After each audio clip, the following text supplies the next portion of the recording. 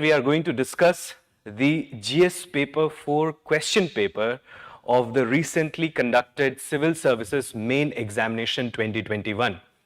This session, friends, will be divided into two parts, and today is part 1, where we will discuss the theoretical questions of GS Paper 4, and in the next part, we will take care of the case studies.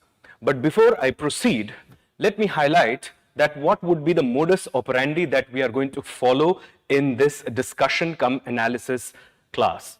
First, I will try to discuss each question one by one with the possible details that time may permit us. But you know that we all have the boundation of time, and there is paucity of time. Time itself is a limited resource. Therefore, after every question, I'll give you the opportunity to ask your question around that question.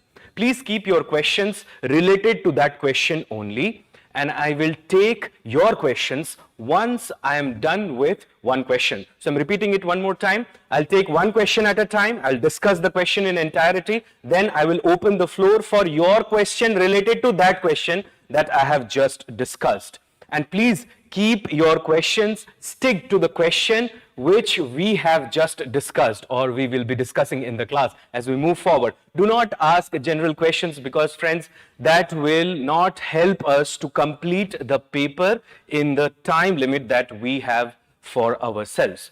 At the end of all the questions, I will open the floor one more time for your general questions. Any question related to preparation of Civil Services Main Examinations GS Paper 4 or the paper on Ethics, Integrity and Aptitude. Clear? And after that, we will analyze the paper and we'll see that from which portion of our syllabus most of the paper has emanated. Today is part 1 and we will remain ourselves, or we will try to limit ourselves only to the theoretical section. It means section A of our question paper. So without further ado, let's get started and let's pick the first question of the day. So the first question goes something like this. It says, identify 5 ethical traits on which one can plot the performance of a civil servant. Justify their inclusion in the matrix. Now see, friends, that if we look at this question, you would see that the question has some specific points. And what are they? First, it is asking us for the identification of 5 ethical traits on the basis of which we can determine the performance of a civil servant. Then the question has a second part. It says, justify the inclusion of these 5 ethical traits when you are trying to analyze or you are trying to understand the performance of a civil servant. Now, if you see that from which part of our syllabus this question has emanated, it will not take you time to realize that this question emanates from unit number 6, and some part of it also has overlapping with respect to unit number 3 second part. It means ethics in public administration and foundational values for civil services. These two areas are mainly the areas from where this question emanates, but it has more to do with the 6th unit, which is ethics in public administration or administrative ethics. See here, friends, that one major mistake that most of the students committed this time was that they got confused between ethical traits and values, and most of them have written down the 5 important values on the basis of which you can judge the performance of a civil servant, whereas the question was asking, identify the 5 ethical traits on the basis of which you can plot the performance of a civil servant. So let's break down this question and let's try to understand that what can be a suitable answer for this question.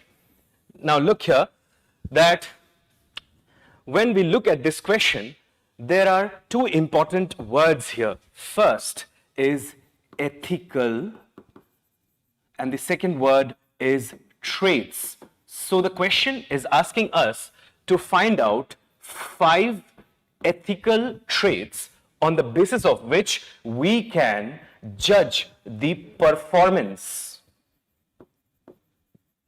of a civil servant.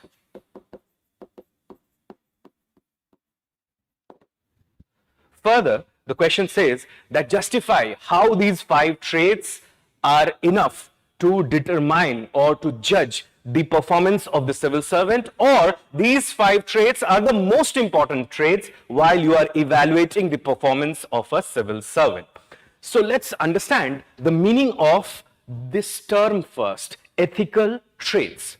Now you know ethics is a set of norms, principles or standards that any system imposes over itself. So what is ethics? Ethics is nothing but it is a set of norms, principles or standards which any system imposes over itself. So this system could be a political system, and in that context we can talk about political ethics. This could be an administrative system. In that context we can talk about administrative ethics. It could be an economic system where we will talk about economic ethics. It could also be a social system where we would talk about social ethics. So ethics is nothing but a set of principles, standards and norms which any system imposes over itself, and in the light of which 3 things are judged. And what are these 3 things? First, motivation. Second, intention. And third, the action. Now, what are the meanings of these 3 words? See friends, motivation is the drive that is inside you when you plan to do something. It is motivation which drives you towards a certain thing. What is intention? Intention is what is in your mind when you are contemplating an action. जब आप किसी action के बारे में सोचते हैं तो आपके दिमाग में क्या चलता है? That is your intention. Whereas what is action? Action is the actual execution of what you have thought of. So I'm repeating one more time. Look here. Ethics is nothing but it's a set of norms, principles or standards that any system places over itself, and in the light of which motivation, intention and actions are judged. Judged as right or wrong, good or bad, desirable or undesirable, permissible or non-permissible. So that is what actually is the meaning of the term ethics. Ethics is nothing but a set of norms, standards, principles which any system imposes over itself, and in the light of which motivation, intention, actions are judged from the point of view of right or wrong, good or bad, desirability or undesirability, permissibility or non-permissibility. Do you understand that? That is the meaning of the term ethics. And this word ethical is actually drawn from the root word ethics. Now, what is the meaning of this word? Traits. Now, traits are not values. Actually, traits are qualities or attributes. So, traits refer to qualities or attributes or indicators. Now, our personality has 2 types of traits, positive traits and negative traits. The positive traits are the positive aspects of our personality. They are the positive attributes or qualities of our personality. And that's why positive traits are nothing but the virtue that we always talk about. Whereas negative traits are the negative qualities or negative attributes or negative aspects of our personality. And that's why negative traits are equated to vices. Virtues are our positive traits and vices are our negative traits. So देखो एक बार ध्यान से, this question is asking highlight or identify the 5 important ethical traits It means the 5 important ethical qualities or attributes or indicators on the basis of which we can plot the performance of a civil servant and then justify the inclusion of these traits in the matrix. It means you try to give reasons why these ethical traits are enough to plot the performance of a civil servant. Now friends, you see, I'm repeating it one more time, that most of the students, they got confused in the hall and they misread or misinterpreted traits for values. Traits are not values. Values are something which you hold very dear. And you see, UPSC is very smart. And that's why you see, in the next question, UPSC has asked something about values. And there they realized that they have committed a mistake in question number 1, part A. But you know that by that time it was too late and they could not rectify their mistakes. That's why I always hold, friends, that you have to read the question very diligently and religiously. Pay utmost attention while you are reading the question, because all questions are nothing but an interplay of different types of terminologies and words, and you have to be crystal clear with the meaning of each word that is incorporated into the question. So look here one more time. I'm saying that we are trying to identify the 5 important ethical traits on the basis of which we will judge the performance of a civil servant.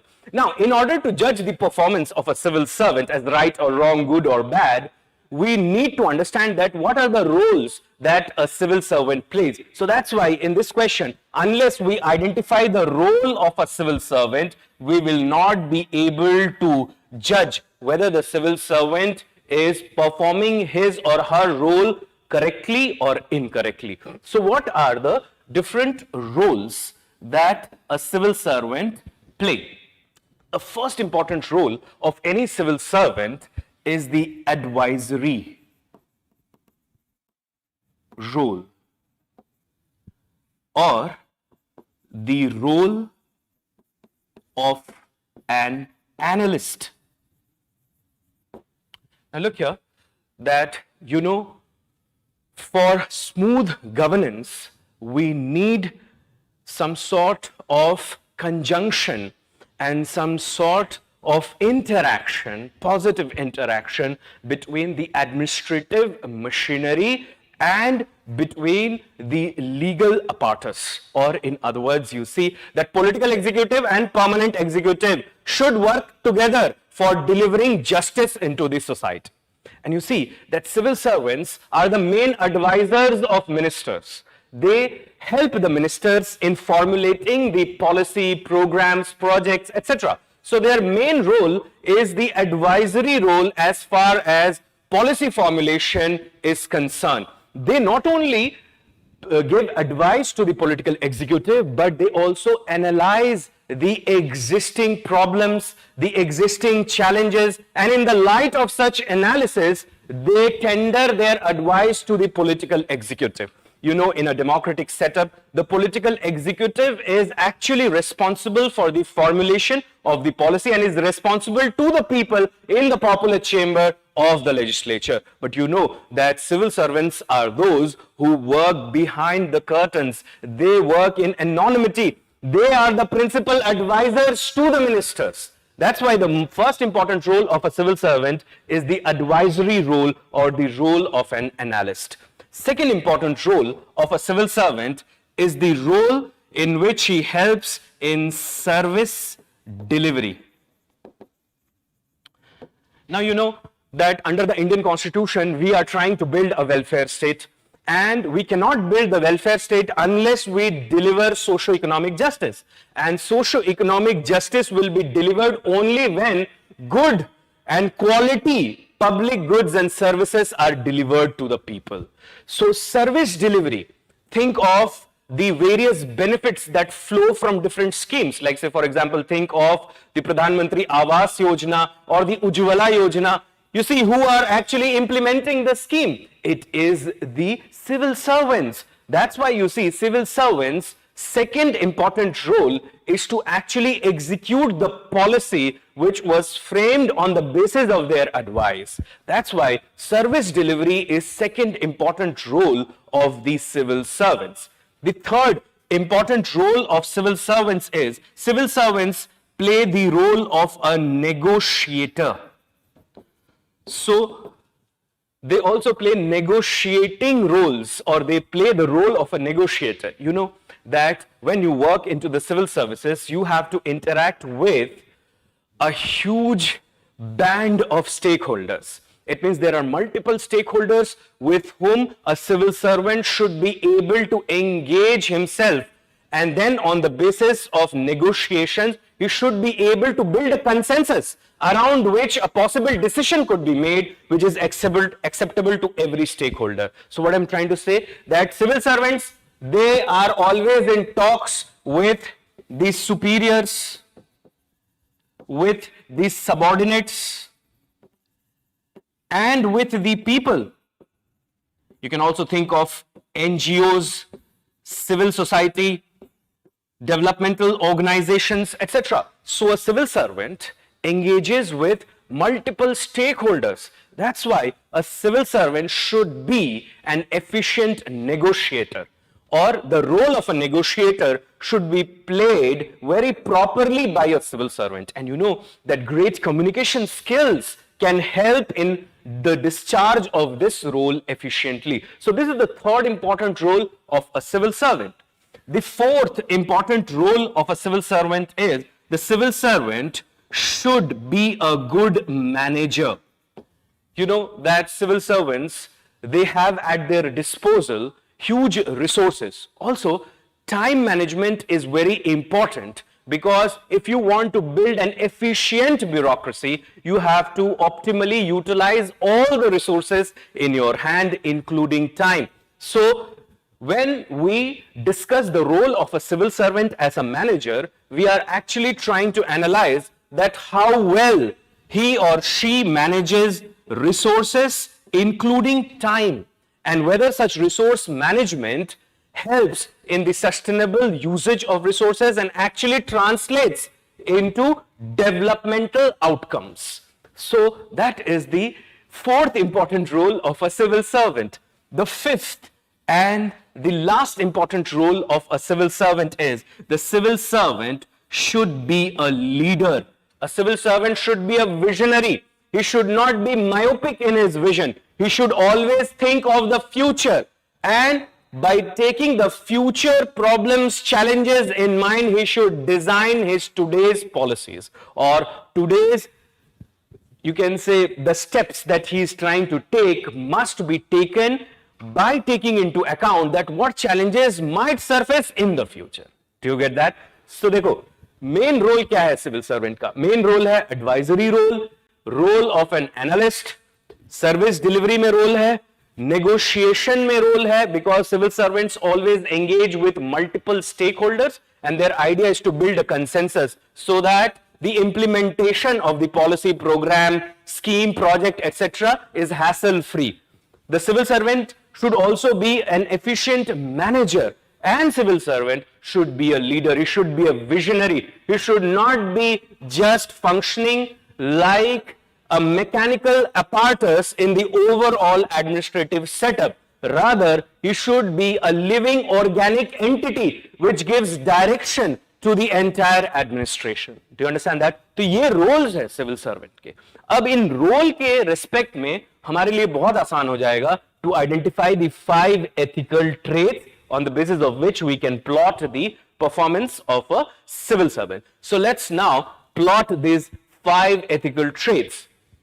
The first trait that is required in a civil servant is that how open he is, or openness to new ideas or learning, plus the desirability to help the weak and vulnerable.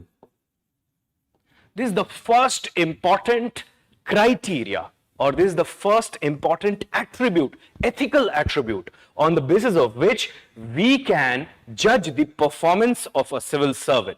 देखो क्या है? सबसे पहले we have to see that whether the civil servant is rigid or flexible in mind, whether he is welcoming new ideas, new approaches, whether he is eager to learn, and whether he upholds the value of objectivity, because only when he has objective thinking process and he learns things on the basis of facts, experimentation, and rational logic, then you would see that the civil servant would be a liberal-minded civil servant. A liberal-minded civil servant is one who is open to new ideas, who is not rigid, who is more flexible in approach. And how much is his desirability to help the weak and vulnerable? Well, this will directly flow from an important value, and that is dedication to public services. When the civil servant would be dedicated to public services,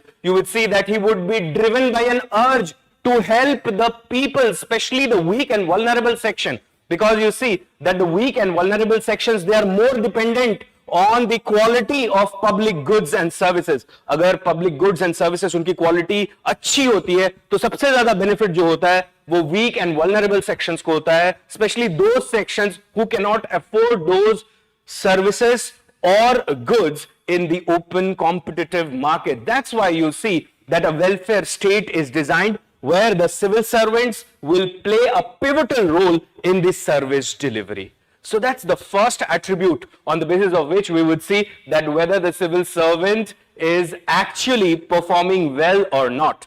The second attribute is the understanding of the problem.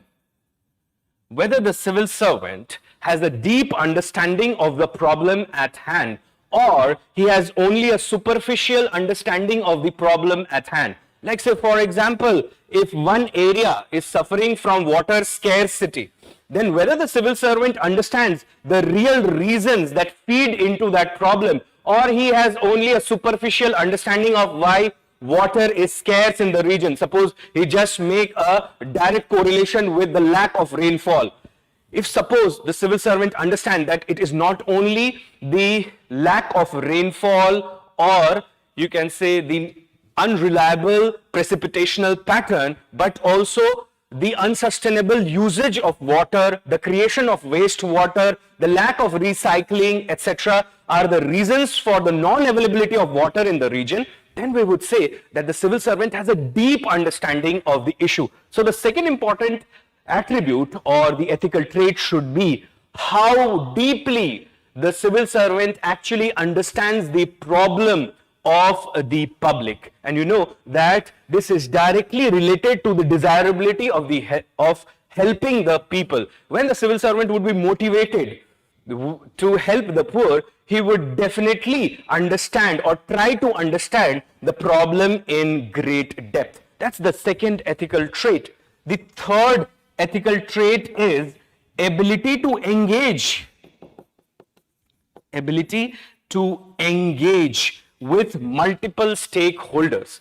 Because if a civil servant cannot engage himself or herself with multiple stakeholders, then he would not be able to build a consensus around a particular issue. Suppose एक bridge बनने वाली है जिसके लिए कुछ forest patch clear करना है, but suppose the civil servant does not talk with the environmental activists or the tribal people who were inhabiting that forest, then you can understand that he may face some resistance while he is in the process of implementation of the project, the bridge project in this context. Do you understand that? So the ability to engage actually helps the civil servant in working in networks. These networks could be social networks. These networks could be administrative networks. These networks could be economic networks. Think of a public-private partnership program. Think of the ability of the civil servant to negotiate or to engage in that situation. You know, a civil servant who would engage himself or negotiate very properly will more often than not come to that conclusion where you would see that there is a consensus around the implementation or execution of any particular project, program, scheme, policy, etc. So that's the fourth important ethical attribute कि हमको देखना पड़ेगा कि ये civil servant कैसा है. Does he engages himself very well with the different stakeholders, or his negotiating skills are not so good? Do you understand that? Then the fourth quality or the fourth attribute that we are looking for when we are evaluating the performance of the civil servant is how good is he with respect to strategic management. Strategic management, and how much is his commercial awareness. Now, what is strategic management? Strategic management, friends, is nothing but management of resources in hand and the management of time.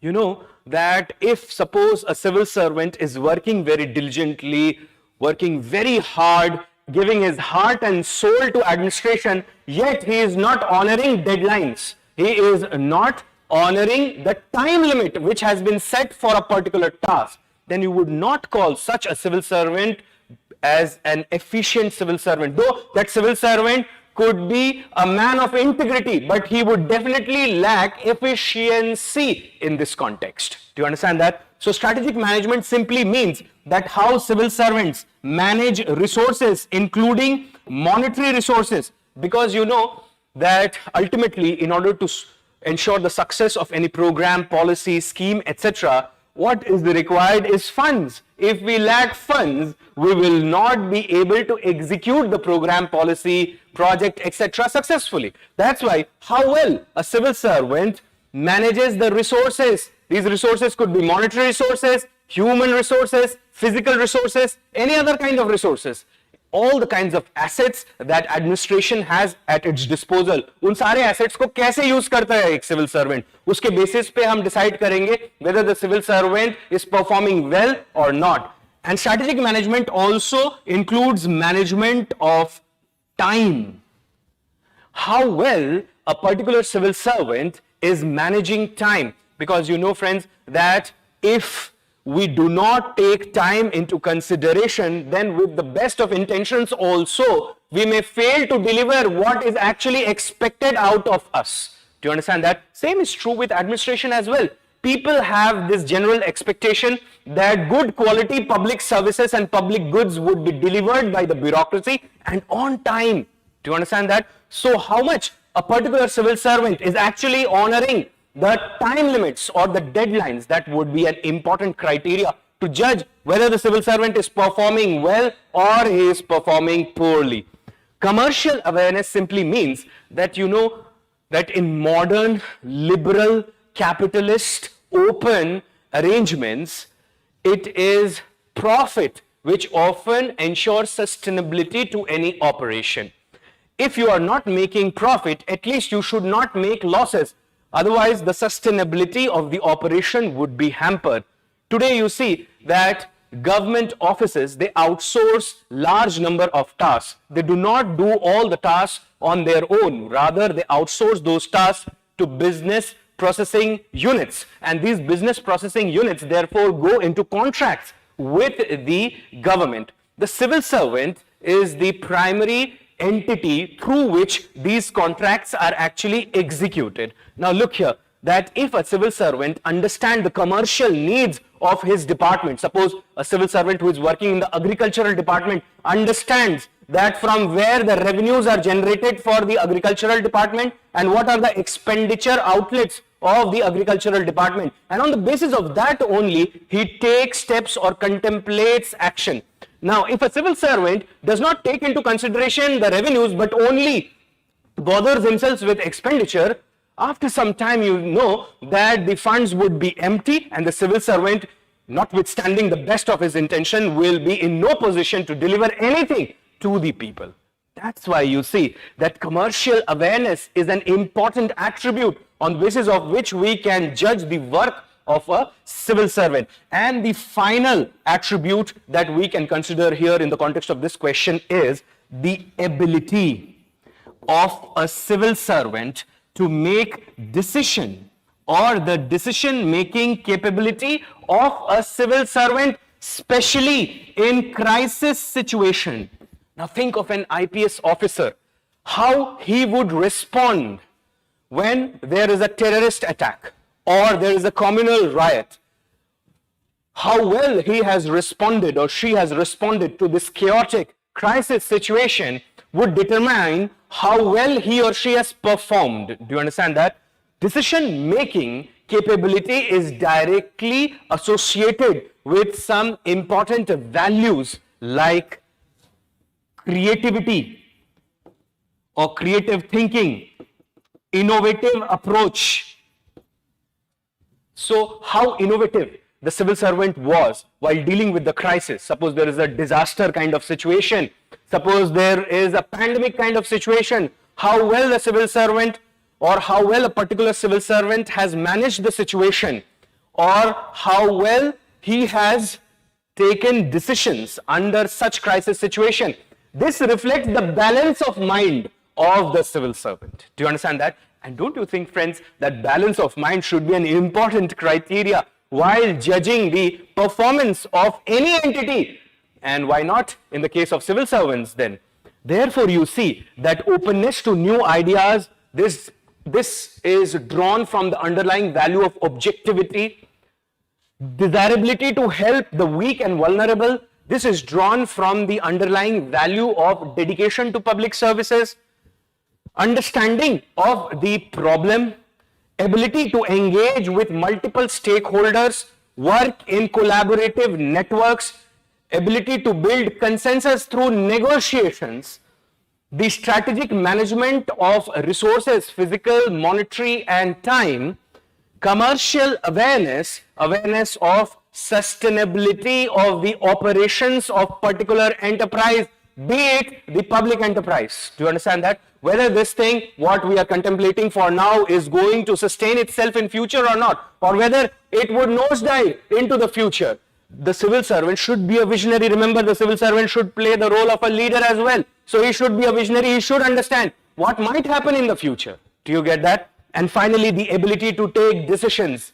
Decisions which include creativity, innovative approach, etc., especially during crisis situations. And you see that all these attributes could now be justified in the light of the role of a civil servant. Do you understand that, friends?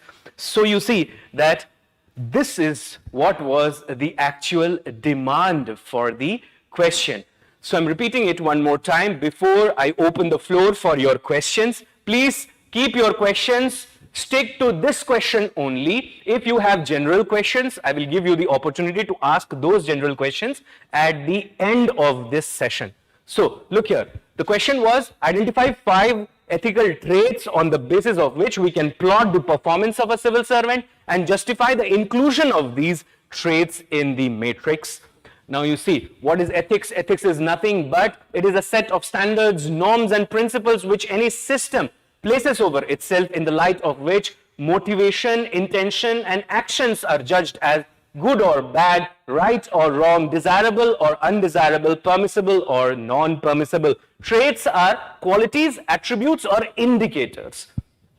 Now, what is the role of a civil servant? The civil servant plays 5 primary roles: advisory role and the role of an analyst, service delivery role, the role of a negotiator, the role of a manager, and leadership roles. These are the 5 primary roles that any civil servant plays. And what are the 5 ethical attributes now? They must be seen in the light of these roles, the roles that are expected out of a civil servant. So what are the attributes?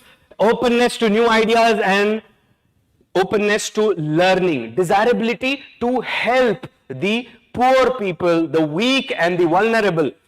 Now you see that civil servants should uphold the public trust. Civil servants should always help in the efficient and timely delivery of public services. But the civil servant should always pay more attention towards the weak and vulnerable sections of the population, because they are in more need of the goodwill of the administration.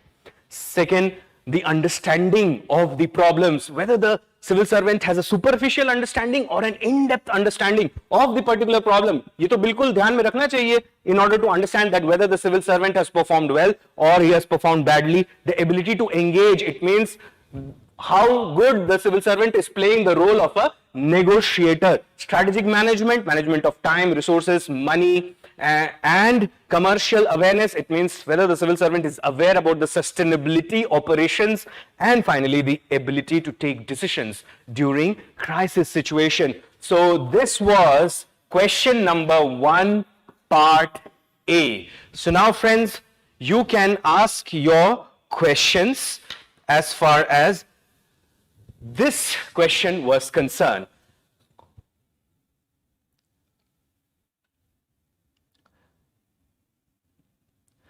Okay, so I have a question. It says, as a civil servant, what should be the priority, the rule book or the code of conduct decided for bureaucrats, or compassion we learn from our childhood? Excellent question. This question has been asked by Devita. Now, look here. This is a popular debate. In fact, it is one of the most important debates in administrative circles, that whether we should follow the administrative code of conduct, code of ethics, or we should take decisions on the basis of our own understanding of right and wrong. We'll see, friends, that we have to adopt a mix of both. We cannot say that we will only go by the book. Yes, we should not violate the basic tenets of the book. We should not violate the basic attributes, the basic guidelines, the basic directions of the rule book. But at the same time, we should not give up our basic human values or foundational values of civil services like integrity, compassion, empathy, objectivity, impartiality, non-partisanship. We should not give up these values. So we must adopt a mix of both. And this we can attain through persuasion, through feedback loops, and through negotiation. So that is what I would advise, that we should not go for any extreme.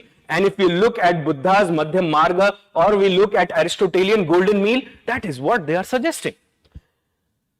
Mohit has asked a question. Sir, please tell how to choose questions to write in exam to start the paper when it seems I can write something about everything, and even after writing every question, I get poor marks in the test. See, Mohit, this is again a very general question, so I will entertain those questions at the end of the session. Okay, so SR has asked one question. Sir, if we have to choose between the efficient administrator but corrupt and inefficient administrator but honest, then what should be the approach of selection and priorities? Well, you see that an intelligent administrator who is inherently corrupt is always more dangerous. Why? Because he will use all his intelligence to subvert the system. That's why it is good to choose a person who is ethically sound but may not be so much intelligent, because you see that through proper training processes and systems, skills can be developed, but it would take a greater effort to change the moral makeup of the person. That's why if you have to choose between attitude and aptitude, always go for attitude, because if someone has the right attitude, you can inject the appropriate skills that is necessary. Maybe he will not be performing at the best expected levels, but definitely he would not be subverting the system. He would not be engaging himself into any surreptitious attempt to subvert or destroy the system. He would be contributing towards nation building, though not at that level which is actually desirable. But you know that there is always room for improvement. But a person who is intelligent and is corrupt is a dangerous person. You see that only knowledge and no ethics makes man a clever devil. So that person will destroy the system from within like a termite, and the entire administrative machinery will collapse, and the people will lose all the trust in the administration. Clear? So next question, Lipu has asked, sir, question number 1A can be started with a story. Yes, you can start this question with a story, but my advice would be to keep it very short, not going beyond 30 or 35 words, because if you use more space for the story, then you would be fighting for both space and time going forward in the answer. Do you understand that? So, okay, let's move to the next question. And the next question goes something like this. The next question goes something like this. Identify 10 essential values that are needed to be an efficient public servant. Describe the ways and means to prevent non-ethical behavior in public servants. So, बहुत सारे लोगों ने जिन्होंने ethical traits में ethical values लिख दिए थे, उनको झटका तब लगा जब उन्होंने question number 1B पढ़ा. क्यों? क्योंकि यहां पर जो है आप देखोगे actually what is being asked for is the 10 essential values that are needed to be an effective public servant. So it's a direct question, and then it says describe the ways and the means to prevent non-ethical behavior in the public servants. तो चलो इस question के different words को break down कर लेते हैं और समझने की कोशिश करते हैं that what is the actual demand of this question. You see that the first part of the question is cannot be explained in any other simpler terms, because the question itself uses very simple language. It says that identify the 10 essential values that are needed to be an effective public servant. An effective public servant is one whose work will have actual impact on the lives and livelihood of the people. मतलब ऐसा नहीं कि just जो कोई काम कर रहे हैं उसका कुछ हो रहा जा रहा नहीं है उस काम से, but actually that work is creating a positive outcome in the society, is helping in the developmental process, is helping in nation building, and is really translating into empowerment of the people. That civil servant would be an effective civil servant. It means one whose work has impact over the society. 10 essential values, you can directly write the foundational values for civil services. So again, you see, this question emanates from the second part of the unit, aptitude and foundational values for civil services. हालांकि आप देख सकते हो कि थोड़ा सा overlap ethics in public administration से भी है. So very safely we can say that question number 1 is completely emanating from the second half of third unit and the sixth unit. It means foundational values for civil services and ethics in public administration. And students would recall that while we were covering these units in the classes, I hammered this point again and again that these parts are the most important parts of the syllabus. You cannot escape these parts. In fact, a lot of questions this year have come from the foundational values for civil services. So anyhow, यहाँ पर आप सीधे सीधे जो foundational values of civil services है, it means those values without which the bureaucracy cannot stand. These are the moral pillars that give strength to any public-centric and people-oriented bureaucratic system. वो सारे 10 values आप directly note down कर सकते हो. What do you understand by this word ways, and what is the meaning of the word means? Ways are nothing but methods. Methods that one could adopt, and means are the instruments, or you can say path. Though you see that the word ways and means are often used interchangeably, but there is a difference between these two words. Ways actually refers to methods, whereas means refers to instruments or paths. So again, let us try to understand this question. See friends, my objective and endeavor in the class today is to help you understand this question paper so that you can prepare well for your upcoming examination. And if you have given the examination, you come to a good situation where you can evaluate your performance in an objective manner. That's why I am going very deep into the particular words that are included in the question. I always maintain this in my classes also, that you have to understand the words, the meaning of the ethical vocabulary. If you do not understand the ethical vocabulary, you will find it very hard to write the answers. So 10 essential values kaun se honge? These are nothing but the foundational values. An effective public servant means that public servant whose work has some impact over the society. Ways means what methods, and means what instruments that can be adopted to prevent non-ethical behavior in public servants. I hope the meaning of the question is clear to each and every one. Now let us try to write a good answer for this one. So we are trying to write an answer for question number 1B. So first part of the question says that identify the 10 essential values.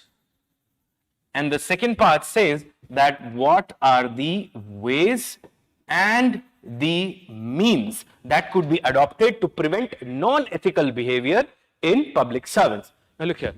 10 essential values are nothing but the foundational values. तो यहाँ पर आप क्या करना, सबसे पहले ऐसे question जब एनकाउंटर करोगे तो फाउंडेशनल वैल्यूज जो हैं उनको वन बाय वन आप उनको लिख लेना and right 2 or 3 lines for every value. It means a brief explanation of every value. Do not go deep into the value, otherwise again you would be fighting for space and time and you would not be meeting the actual demand of the question. So let us note some of the foundational values for civil services. देखो कुछ लोग तो ऐसा करेंगे that they would write one value like say integrity, impartiality, non-partisanship. लेकिन वो aspirants जिनको ज्यादा नंबर मिलने वाले हैं वो लोग होंगे जो कुछ हाइब्रिड वैल्यूज भी लिखेंगे, कुछ वैल्यूज कंजंक्शन में भी लिखेंगे, ऐसे जैसे you can not separate one from the other. Like से for example impartiality cannot be separated from non-partisanship, responsibility cannot be separated from accountability, openness cannot be separated from transparency. तो वो इन values को एक वैल्यू की तरह treat करेंगे. It has a dual advantage. First, you would be actually noting down more values than what has been asked into the question, and this further increases your chances of scoring big. You will not be losing any space or time in doing that. Further, you would pass the message to the evaluator that you understand the interconnection between the values. Do you understand that? So let's write some of the values, and I will include some hybrid values also, some values in conjunction as well. So the first value is integrity, and we cannot think of a civil services system in which there is no integrity. Second is impartiality and non-partisanship. The third value that we can write here is objectivity. The fourth value that we can highlight is dedication to public services. The fifth value that we can highlight is tolerance. Sixth value that we can highlight is openness and transparency. This is very important value when it comes to financial operations in administrative system. The seventh value that we can write is empathy and compassion. Again, these values have been borrowed into the foundational set of values from the basic human value set, because every human being should possess this value of empathy and compassion. Only when you are human, if you do not possess these values, then you cannot be called as a human. Maybe you are a Homo sapien, but you are definitely not a human in the moral universe. Maybe in the biological universe you are a human being, but you are not a human being in the moral universe if you lack empathy or compassion. The next value is responsibility and accountability. Then we can write some more values as well. 9 could be anonymity 10th could be fortitude. Fortitude is nothing but courage. Anonymity is when civil servants, they function from behind the curtains. They are not hungry or they are not starving for credit. Do you understand that? They are more dedicated to their duty. Then, if you want more values, and you can choose from these values as well. So I'm giving you some additional values as well. 11, you can think of administrative wisdom. This is a very important value. And the 12th value that you can think of is sense of justice. And you can include all kinds of justice: social justice, political justice, cultural justice, economic justice, and any other kind of justice as well. Think of a civil servant who is now playing the role of a returning officer. Is this not his moral duty at this moment to deliver political justice to each and everyone by ensuring free and fair election in his constituency or in his district of which he is the returning officer? Do you understand that? So I have listed more values. In fact, if you see that I have included some values in conjunction as well. But again, I told you the advantage of writing the values in this way. Because mostly you see people will write one solitary value for each entry. But if you write more than one value and you can relate to those values together, they would be considered as a value set. Do you understand that? So rather than giving 10 values, you may be giving some values and some value sets. It will have a great impact, friends, on the mind of the evaluator. को समझ में आ जाएगा that this person has prepared very well for the examination and understands ethics, live ethics every day. Do you understand that? So let me give a brief definition of all these values one by one. What is integrity? Integrity, in very simple words, is when you stick to your value set under all circumstances. It means you do the right thing even when nobody is watching. That is integrity. It means a person who is honest only on Monday and Thursdays is not a man of integrity. A man of integrity is one who is honest 24/7. It means whenever you ask a question to that person, he would give an honest reply. Honesty is nothing but it is freedom from deceit. Do you understand that? So integrity is doing the right thing under all circumstances, even when nobody is watching. Because people generally, they behave very nicely when somebody is watching them. But a person of integrity would be one who is behaving the right way even when nobody is watching. Do you get that? That's integrity. What is impartiality? Impartiality is when you take the decisions in a fair manner without bias, prejudice, or stereotypical thought. Or you see that you take the decisions on merit and not on the basis of nepotism, favoritism, or any kind of biasness or prejudice of mind. That is impartiality. Impartial decisions are always based on facts. They are merit-based and they are objective in nature. They are not subjective. There is no place for intuition and subjectivity in impartial decision-making. What is non-partisanship? Non-partisanship is when a person remains politically neutral. It means a civil servant should neither fear nor favor any political party, be it the ruling party or the parties in opposition. His commitment should always be towards the constitution and the people and not to the political party which is in power or the political parties which is in opposition. Only when a civil servant loses this value, you see that there is subversion of the public trust. What is public trust? Public trust is the faith that people have placed in the administration, that the administration will take care of the people.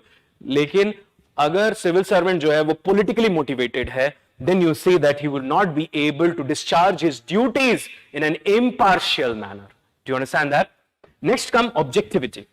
Objectivity is when you take your decisions on the basis of facts and not on the basis of assumptions. When decisions are made on the basis of assumptions, you would see that such a decision making is not objective decision making.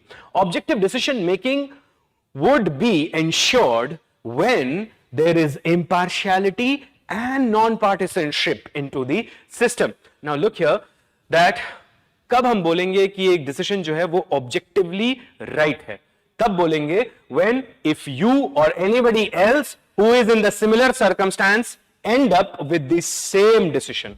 Like you have the preliminary examination, right? The preliminary examination is an objective examination. So suppose for a particular question number, the answer is B.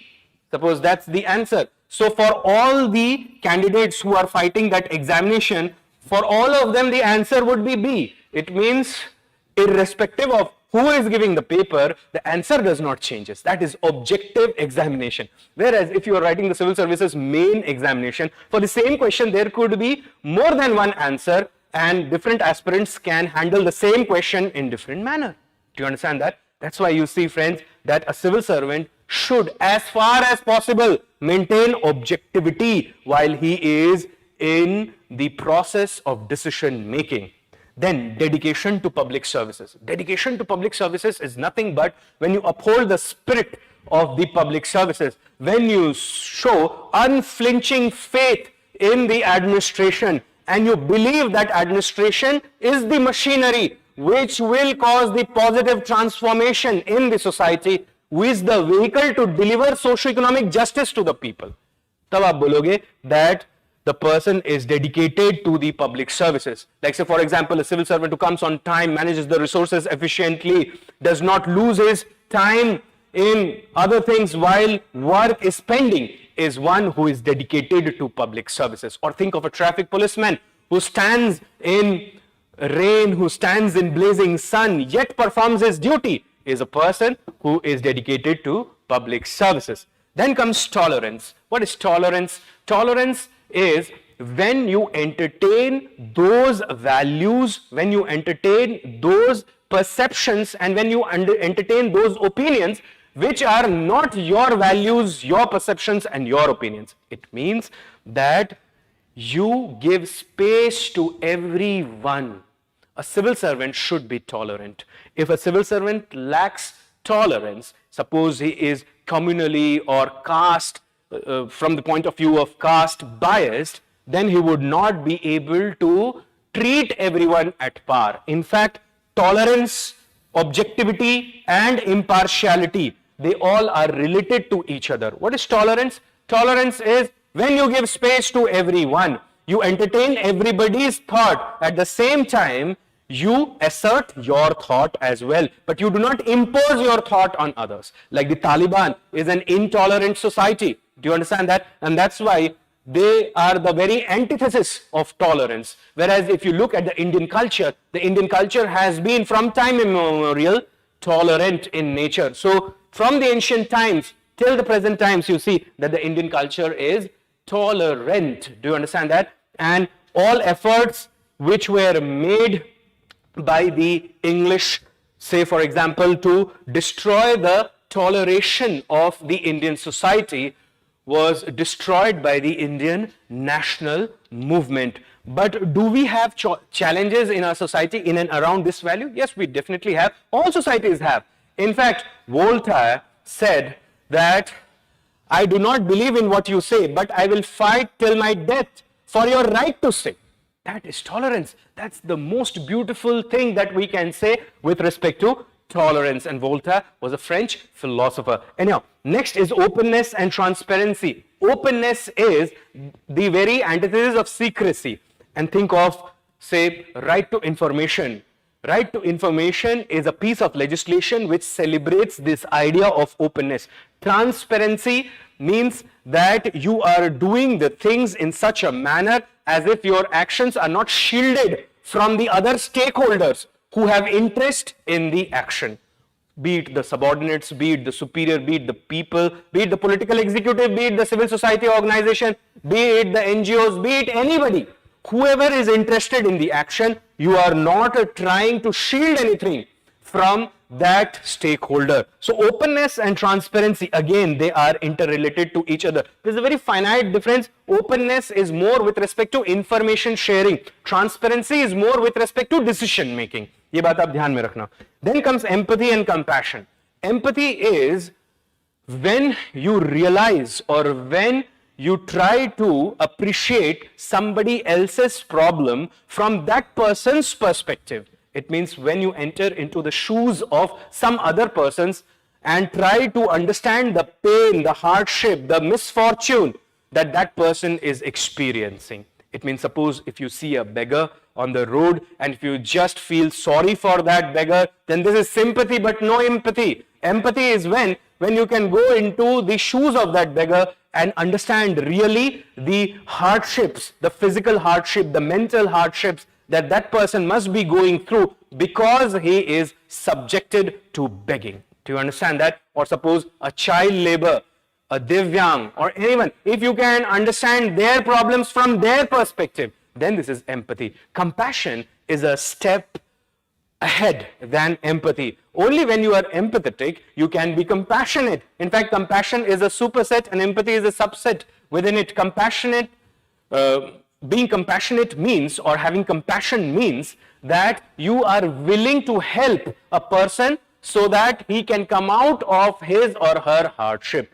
Like suppose if you have a friend and that friend is suffering from a disease, you understand the pain that your friend is experiencing, that would be empathy. If you actually take your friend to the doctor or you bring medical care for your friend, and with that medical care, your friend fights that disease and comes as a victorious person out of that disease, then it can be concluded that you have compassion. Compassion is nothing but karuna. It means when you feel for somebody and you are filled with the urge to help that person so that the person's hardships end for all times. Do you understand that? That is compassion. The next is responsibility and accountability. Responsibility is that when you take the burden of performing a duty.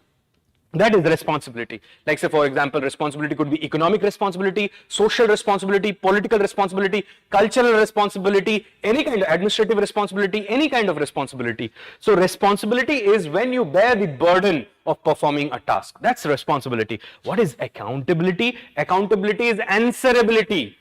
Answerability of why you have done something, or answerability when you have failed to do something which was expected from you. Suppose you are working in the income tax department and it was expected that you would help the government in the collection of the tax revenues, but you have failed and the time limit which was set for the collection of tax revenues has expired. Now you are accountable to the superiors and to the people why you have failed in collecting the taxes. You know that tax revenue is an important revenue for the government for funding its schemes, programs, policies, etc. So keep this in mind, friends, that responsibility and accountability are inextricably intertwined. They cannot be separated from each other.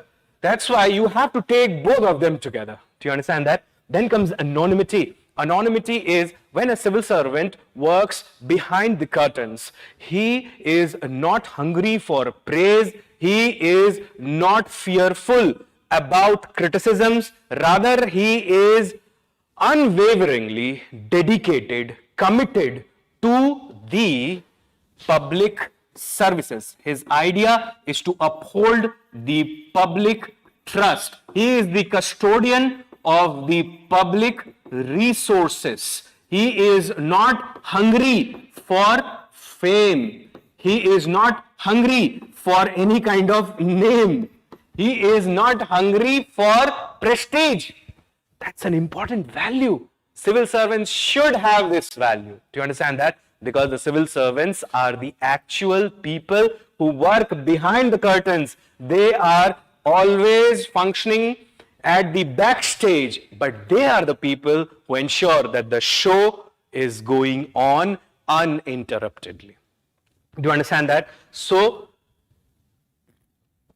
anonymity is an important value that all civil servants must possess. Then comes fortitude. Fortitude is nothing but courage. Now think of this, that suppose a civil servant is being coerced by his superiors, seniors, or suppose some other entity to indulge into corruption. To stand against such kind of coercion, the civil servant would require fortitude or courage. In fact, Plato calls this as a fundamental value, as a cardinal virtue. And you cannot think of civil services, or you cannot imagine of a civil servant, if you take away fortitude or you divorce courage from his personality. Because a civil servant who lacks fortitude is a burden on the people. Do you understand that? So all civil servants should have fortitude. What is administrative wisdom? Administrative wisdom is when the civil servant actually understands the actual benefit of the policy, the challenges of the policy, and the resources that would be required for implementing the policy. Only when a civil servant has vision, when he is visionary, when he can understand what may happen because of this, then only you can understand he is having administrative wisdom. In fact, wisdom is nothing but prudence. Plato again calls prudence as a cardinal virtue. In fact, there are 4 cardinal virtues of Plato: prudence, temperance, fortitude, and justice. So the last value which is necessary for a civil servant is sense of justice. What kind of justice? All kinds of justice. Well, what is justice? अगर आप बोलोगे कि justice को define करिए, तो देखो ये बहुत मुश्किल है justice को define करना. But in very simple words, we can say justice is delivered when every person gets his or her due. That is justice. Or as Martin Luther King Jr. has said, that justice is when you do the right thing to the right person in the right amount at the right time in the right degree with the right intention. That is justice. Do you understand that? In fact, Socrates also gave up his life because he wanted to uphold justice. So you can understand that the major role of a civil servant, remember we discussed the different roles of the civil servant in the last question. So one important role of the civil servant was service delivery. And you see that if the civil servant is not having the value of justice, he would not be able to deliver services which create socio-economic justice in the society. Clear? So this is the first part of the answer, the 10 essential values. आप ज़्यादा भी लिख सकते हो, कोई फर्क नहीं पड़ता, but ऐसे अरेंज करना उनको कि जब आप उनको नंबरिंग करो तो वो 10 ही हो जाए. You will not lose any mark, but there are chances that you may get more marks, right? Now let us talk about the ways and the means that we can adopt to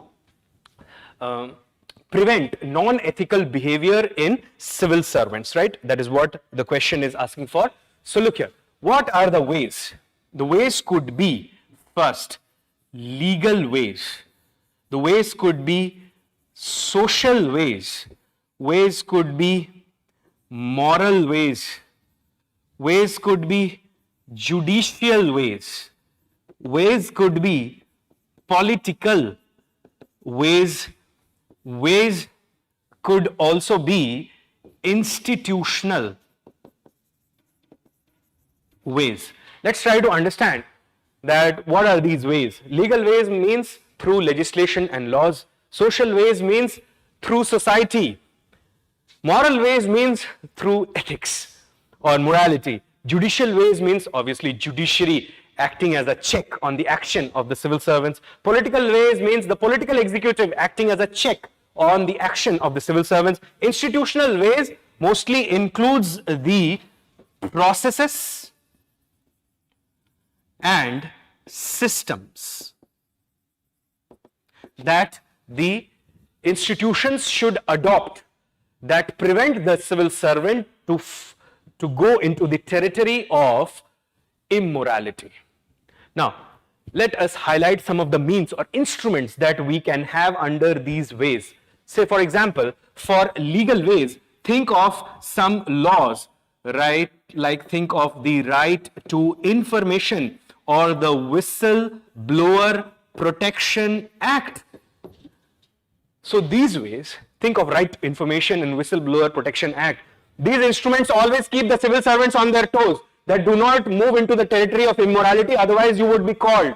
And these instruments will be the devices that would help the people in calling out your name, that you are morally, ethically and administratively corrupt, not fit for the civil services. That's why legal ways, strong laws, good laws that create balance between initiative and unwarranted indulgence like RTI, the Whistleblower Protection Act, etc. could be good instruments. They are good means under these legal ways. Think of social ways. Social ways could be, think of social audit. Social audit creates social accountability or accountability towards the people. आप देखोगे इसी question paper में social audit पे एक अलग question आया हुआ है. So that's why you see this year it was foundational values for civil services, which I told number of times in the class that prepare this thing very well. Lot of questions are going to come from this section. And administrative ethics, you see, these two areas have dominated this year's question paper. But don't think that other areas are not important, because you know the only thing certain about UPSC is its uncertainty. It can do anything, whatever it desires. There is nothing which can stop it from doing anything. Do you understand that? That's why prepare holistically. Then comes social audit. Social audit, like think of how it is done under the NREGA program.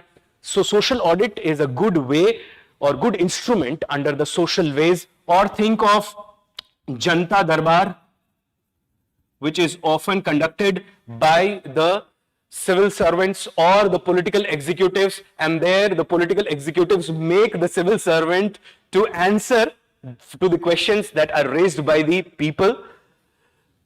Janta Darbars are nothing but people courts. Do you understand that? But these are not courts of trial, but these are courts which fix accountability. Then think of grievance redressal mechanisms. These are also means. Think of an ombudsman, and an ombudsman can often help in ensuring social accountability. Though you can think of this grievance redressal also as a part of institutional ways, but it has relevance in the social ways section as well. When it comes to moral ways, you can think of code of ethics or code of conduct. You can also include, say, with the grievance redressal, you can also use citizens' charter. Citizens' charters are also good means to ensure accountability of the civil servants. And when you ensure accountability, obviously they will not wander into the wilderness of immorality. You can also think of citizen charter, grievance redressal as part of institutional ways as well. अब दोनों जगह भी लिख दोगे तो कोई problem नहीं है.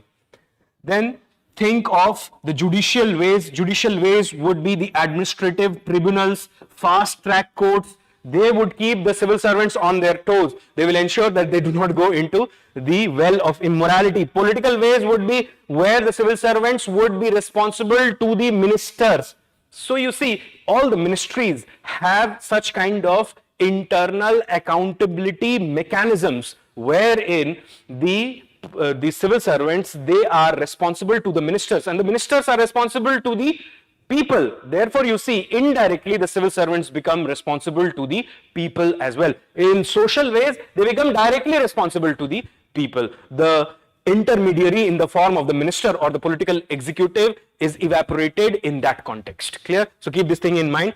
Institutional ways, the processes and systems. Process and system, what kind of processes? Think of e-governance processes. Think of citizens' charter. Think of the various systems which are adopted that promote faceless interactions. Like say for example, how the income tax department does faceless assessment. तो ये सारी चीजें वो institutional mechanisms होंगे या institutional means होंगे जिसके through we can prevent a civil servant going into the well of immorality. Do you understand that? So this is what was the actual demand for question number 1B. So friends, I hope that this question is also clear to each and every one of you. Now I open the floor for your questions. Please ask your question relevant to this question only.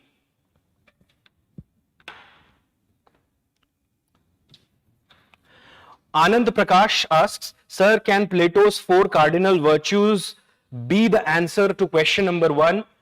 No, dear, they cannot be the answer for question number 1, because question number 1 was directly asking about ethical traits, which are attributes or qualities, whereas these are virtues. Virtues are nothing but values that keep the moral ship anchored amidst storm of immorality.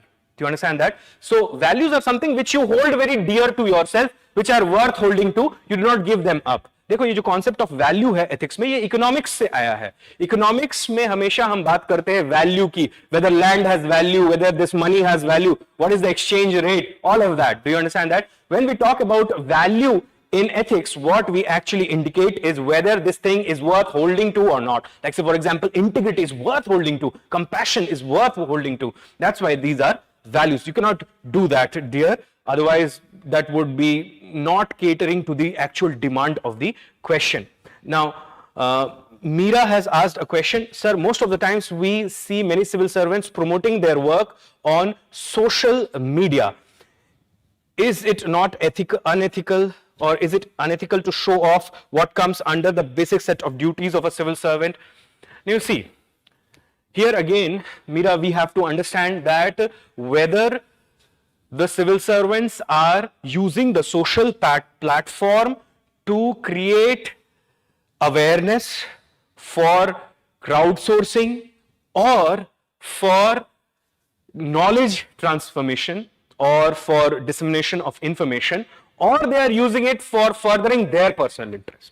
If suppose a particular IPS officer has done some encounter and then he poses with the body of the dead person with a pistol in hand, that would definitely be immoral and unethical, because in that case he is looking for prestige, or he is trying to gain fame. He wants to feature into the front pages of the local newspaper or national newspaper. That would be unethical. But if you see that suppose there is an IAS officer in Manipur, his name is Armstrong Pame, is known as the Miracle Man.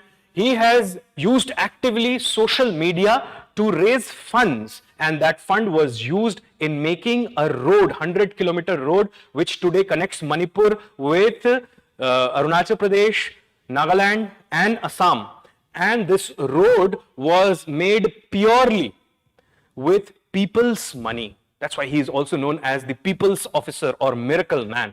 So there he made extensive use of social media, but the cause, the intention matters. That is why Kant says, Immanuel Kant, the German philosopher, he says that only thing that matters in this world is goodwill. It means what is your intention behind the performance of the action. The consequences are irrelevant. Do you understand that? So keep that thing in mind. Arushi has asked a question, sir, what is meant by conflict of interest? Well, you see, conflict of interest is a situation when two interests, they collide with each other, and the person in question finds it very hard to distinguish that which interest should be given preference over the other one. Or think of this. Suppose there is a soldier, and the soldier is duty bound to go and fight in the battlefield. Suppose a war is on, and at the same time he has an ailing mother back in home. There is no one to take care of the mother. If he leaves, then the mother is surely going to perish. But if he decides to stay with his mother, he would be violating the code of ethics of the military or the defense forces. He would be demeaning his uniform if he decides not to go. If he goes, he would be demeaning his duties as a son. So this is where there is a conflict of interest, a conflict between personal interest and national interest. Do you understand that? And you see, here is where the value set helps. Here is where different techniques, laws, code of ethics, they help in resolution of such conflict of interest. Okay, so I think the questions are over as far as this question was concerned. Let's move to the question number 2A. Take a look at this. Impact of digital technology as a reliable source of input for rational decision making is a debatable issue. Critically evaluate with suitable example. It means here you see what UPSC is trying to ask. Actually, it is asking that whether digital technology could be considered as a reliable source of input for rational decision making. Can we make our, or can we take rather, our decisions based on the input that we get because of the use of digital technology. And the question itself says that it is a debatable issue. It is saying that it is not my way or the highway. It is not 1 and 0 binary kind of position. Rather, this is a flux kind of position. It's a debatable issue. Some feel that digital technology is a reliable source, whereas others who contest this view, that is what this question is actually making us realize in its first line. So it says that digital technology as a reliable source of input for rational decision making is a debatable issue. So the emphasis in this answer should be on these words: digital technology, rational decision making, and whether it's a debatable issue. और अगर ये बात यहाँ से नहीं clear होती तो आगे और clear कर देते हैं उसको. Where they write critically evaluate. Evaluation is nothing but testing. Like when your papers are evaluated, is nothing but testing of your writing. And critically means you have to highlight the pros, the cons, and on the basis of pros and cons, finally, you have to give a conclusion. So it is again, these pros and cons are always associated with a debate. In a debate, there is a proposition and there is an opposition. So that's why you see pros and cons are inherently linked to any debate. And it says that try to do this with suitable example. It means give some examples for that. That digital technology is not a reliable or is a reliable input for rational decision making. I hope you understand the various words in this question. तो अब हमको समझना क्या है इसमें. देखो, जब हम आंसर लिखने चलेंगे तो हमको सबसे पहले digital technology, you understand, right? It is the use of ICT, that's digital technology.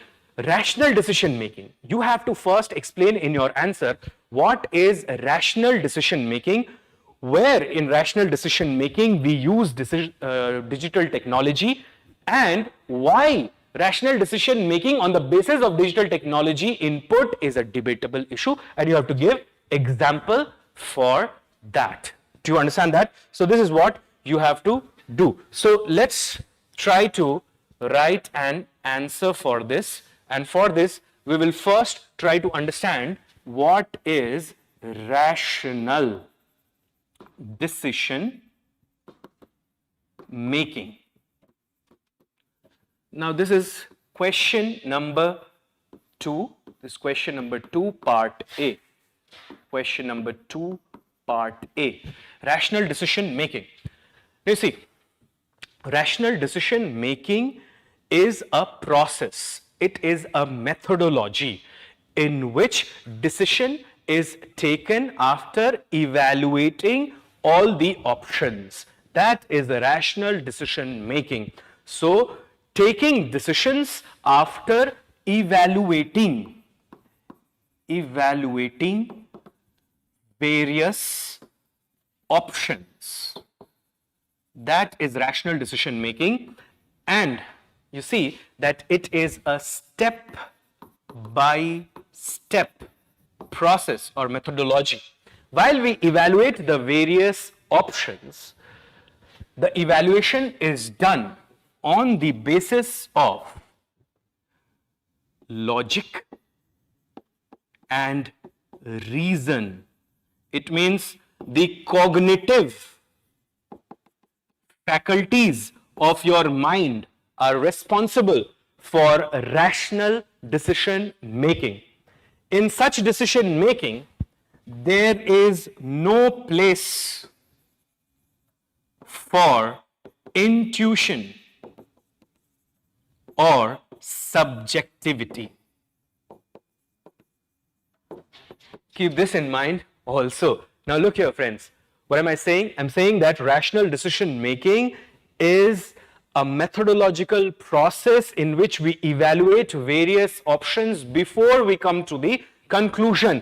Therefore, it's a step-by-step process, and while we are evaluating the various options, we use logic and reason. It means our cognitive abilities. There is no place for intuition or subjectivity. It means emotions are not given any weightage while we are making decisions on the basis of reason or logic.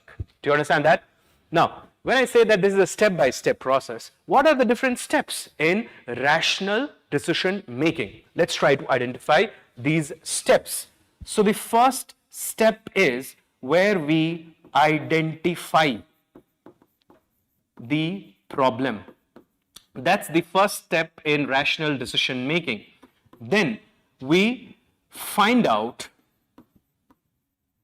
the reasons that create the problem or feed into the problem. Then we collect data, organize the data, and process the data to come to conclusion with respect to what information can be drawn from that data. Data processing always helps in delivering information. Then we generate the various alternatives. Alternatives are nothing but the various options. Then we evaluate the various options. It means we see the pro and the con, or we see the merit and the demerit of every option. Then we select the best possible option. You see, many of the case studies, the questions are in the mold of rational decision making. I hope you can relate to that at least by these 3 points, point number 4, 5, and 6. Then it does not stop. We study the outcome of our option, and on the basis of this, we create feedback loops or feedback mechanisms, which helps us in further identification of greater problems, or new dimensions in the same problem. This is how rational decision making actually takes place. Do you understand that? अब एक चीज देखो. If we want to understand this with the help of an example, think of this. Suppose there is a region where the main problem is female illiteracy. So female illiteracy is the major problem in that region. Do you understand that? So first we will identify the problem, then find out the reasons for that problem. Suppose there are 3 important reasons for this problem. First is patriarchy. Second is economic deprivation, or think of poverty. And third is lack of infrastructure, social infrastructure like schools, colleges, etc. So these are the reasons. That would be the second step to find out the reason. The third step would be to then collect data with respect to these reasons. It means how many percentage of girls have not gone to school or have decided to drop out because of patriarchy, because of economic deprivation or poverty, because of lack of infrastructure, or are there more reasons in one particular case, like suppose there is a girl child who has not gone to school because of poverty, because of patriarchy, and because of lack of infrastructure. So you have to find out all of that. Do you understand that? So you see that then we would collect data, and this data could be collected with the use of digital technologies. I'll come to it in a moment, but I hope you can understand this. So the next thing would be collection of data regarding all the reasons. Then generate, or rather then we need to organize the data. Organize the data means that we need to attach weights to this data and highlight that which is the biggest contributor to female illiteracy. Like say for example, we find out that the biggest contributor to illiteracy is lack of infrastructure. Do you understand that? So we will prioritize the reasons on the basis of data, and you see that with the help of this data, we will create a priority list, and in that priority list, we will highlight that which is the primary reason for female illiteracy. That would be organization of data or prioritization of data. Then comes processing of the data. Processing of the data will be done so that we come up with one information. Or, sometimes data could be huge, and huge data may create confusion. Information is derived after processing the data. Information are intelligible outcomes of data processing which could be utilized for decision making. That is information. Do you understand that? So suppose one major information can be drawn after processing this data. Then we need to generate the different alternatives or options that what can be done. Like say for example, social methods should be applied, administrative methods should be applied, or a combination of different methods should be applied. So we will prioritize our options, what we can do to improve female literacy in the region.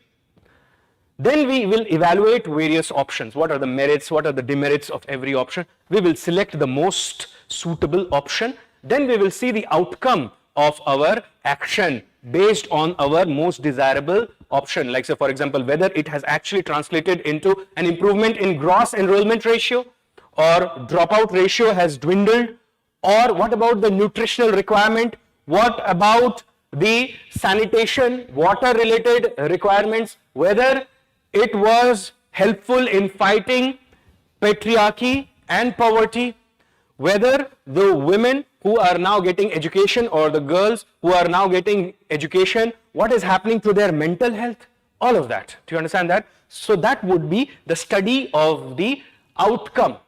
And then on the basis of that study, we will create feedback mechanisms which would be given to the first stage one more time, and it keeps on going like this. So it's a step-by-step process. That's what I said, that rational decision making is a step-by-step process. But in all of this, you see, there is mostly usage of logic and reason.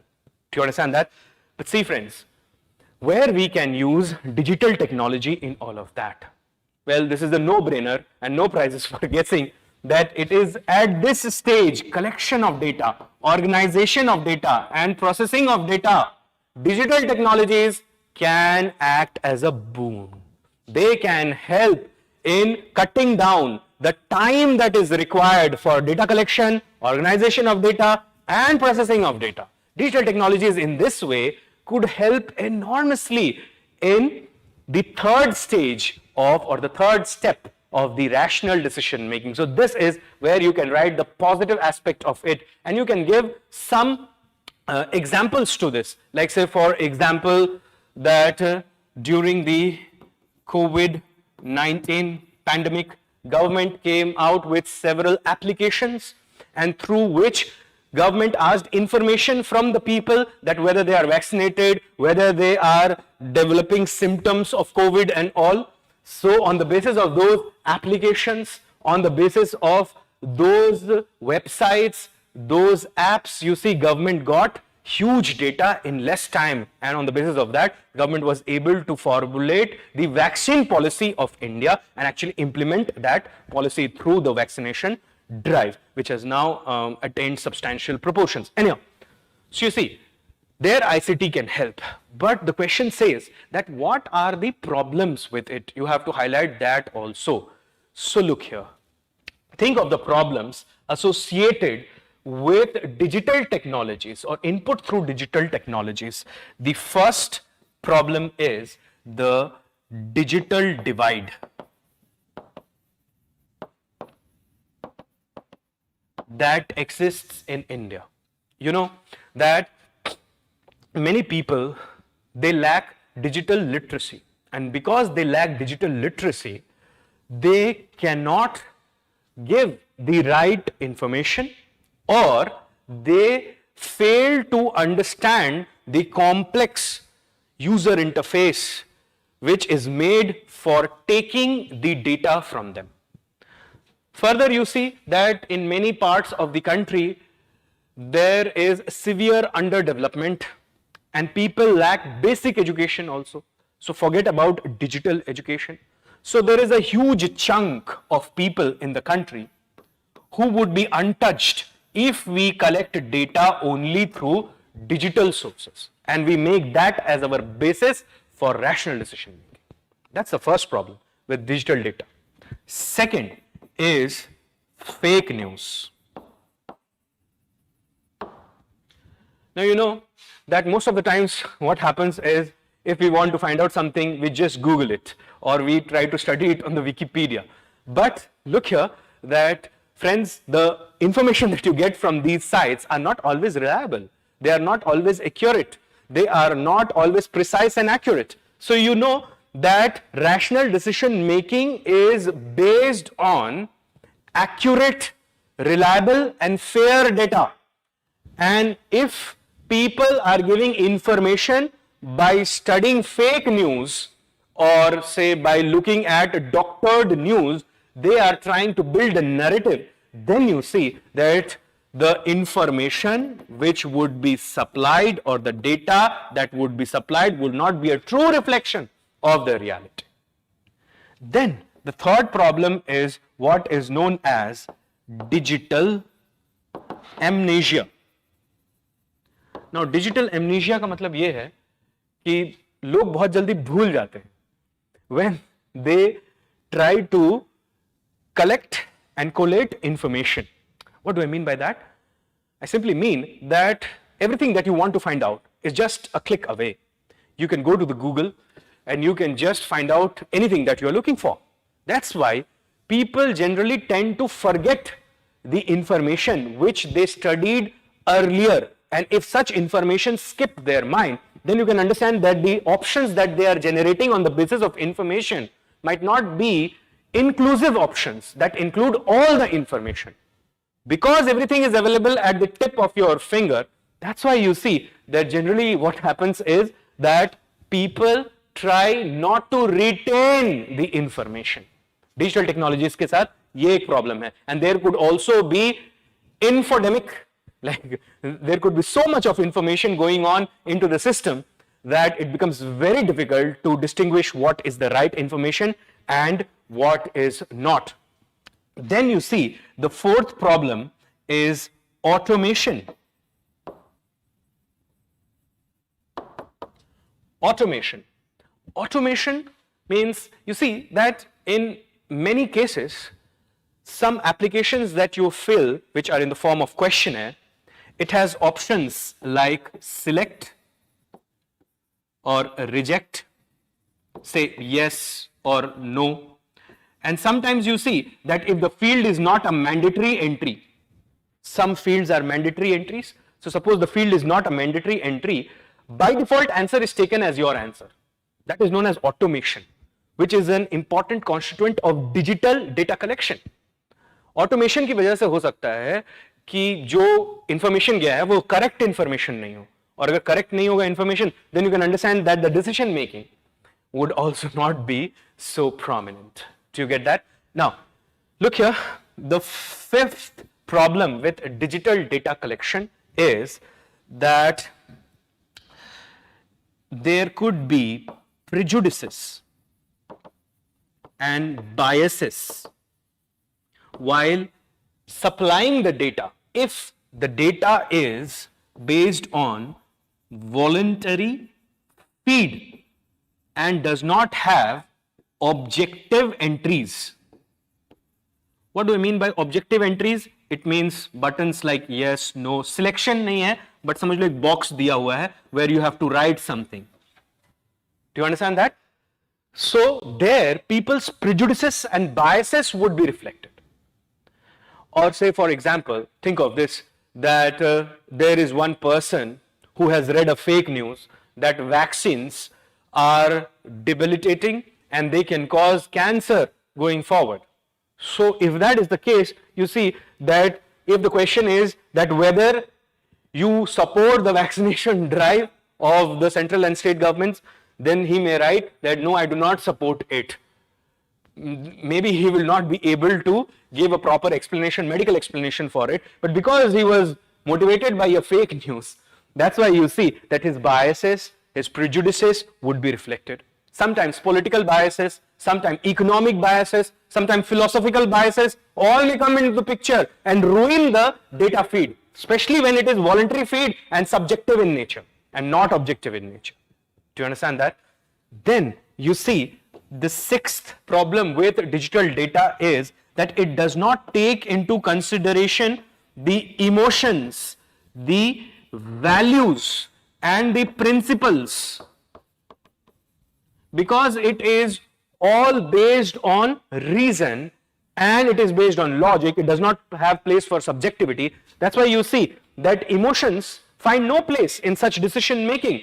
And you think of foundational values like empathy and compassion. Can you divorce them from the emotional makeup of a person? You feel empathetic and compassionate only when you are filled with positive emotions of humanity. Do you understand that? That's why emotions, values and principles could be the ethical standards that you actually believe in. So you see, these are not covered when you are making your decision on the basis of data that you have collected from the digital sources. Do you get it? So what is the final conclusion? Because it's a critically analyzed kind of situation. The final conclusion is, yes, digital data does help. It is necessary for rational decision making. It also cuts down the time. It also helps in effective resource management. It also democratizes the data collection, especially when the data collection is on the basis of voluntary feed. But at the same time, it is not sufficient for rational decision making. For rational decision making, what we want apart from digital data is we want some sort of cross verification, and such cross verification can be done by strengthening the data collection centers like the NSSO. जो sample है उसको अच्छे से design किया जा सकता है, जो मेथड्स हैं उनको बेटर किया जा सकता है, एजुकेशन फैलाया जा सकता है, अवेयरनेस फैलाया जा सकता है, उसके बेसिस पे डेटा कलेक्ट किया जा सकता है. So there has to be always a kind of correlation and some sort of, you can understand, counter data source as well, or some sort of alternate data source as well. Like you all know about the voter verifiable paper audit trail, the VVPAT. Now you see VVPAT has revolutionized the EVMs. That's why you can say we can adopt the same kind of thing when it comes to data collection on the basis of digital technologies. We must have something else as well to correlate, especially when you see that the outcome is not actually translating into transformation, and you can understand that through feedback loops. Clear, friends? Now, before I close this, you see that data is nothing but fact, but because it is sometimes based on voluntary feed, it could be twisted fact. Do you understand that? And here I am reminded of the Scottish philosopher David Hume, who said that we should not decide on value questions on the basis of factual things. Like, say for example, if we make a moral statement that everything that gives pleasure is ethically right, then suppose there is a person who derives pleasure by vandalism, who derives pleasure by murdering, then can we say that murder and vandalism are actually correct actions? This is known as David Hume's is-ought gap, or this is known as the fact-value gap. It means we cannot decide on what we ought to do on the basis of what actually is or what exists. Clear? So here, if you write that thing at the conclusion of this answer, Scottish philosopher David Hume's is-ought gap or logic, then you would return with handsome marks. Okay, friends, so this is what I wanted to say with respect to question number 2A. I open the floor again for your questions in and around this question.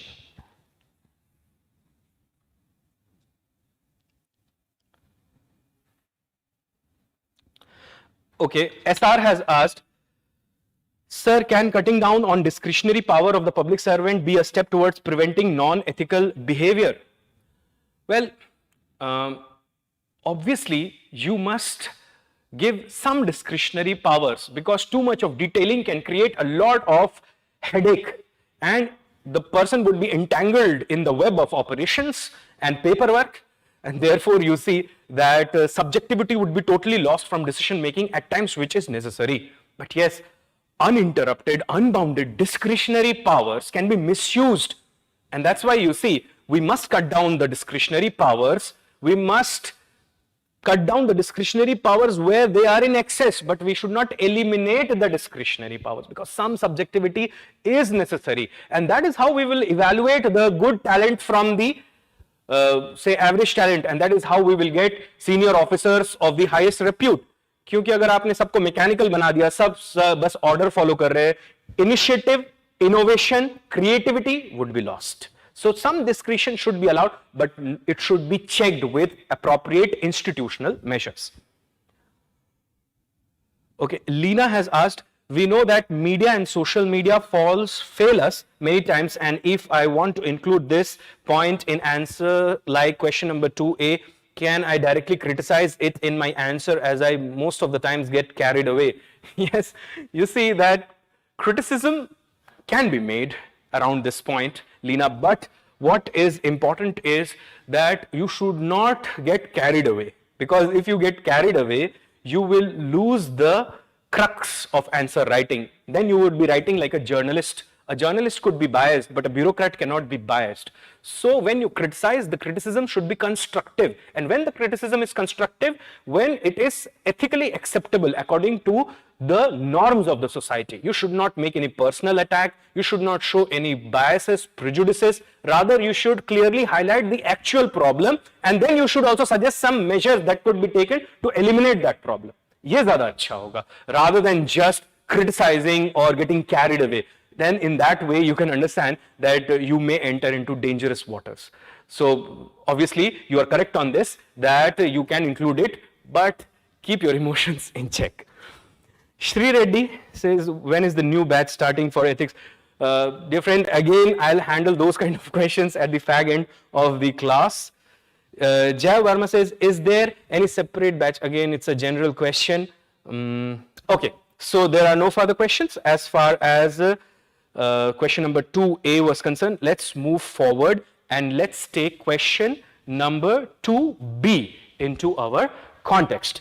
Now look here, what is this question saying? It says, besides domain knowledge, a public official needs innovativeness and creativity of a high order as well, while resolving ethical dilemmas. Discuss with suitable example. देखो ये question सीधा भी लिखा जा सकता था, that domain knowledge, innovativeness and creativity are necessary for resolving ethical dilemmas. Discuss with examples. But you know, that is UPSC, my friend, because in the exam hall scenario, you are already under some sort of pressure.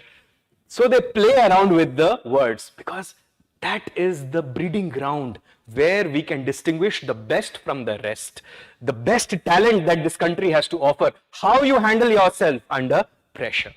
तो चलो इस question के कुछ important keywords पहले highlight कर लेते हैं.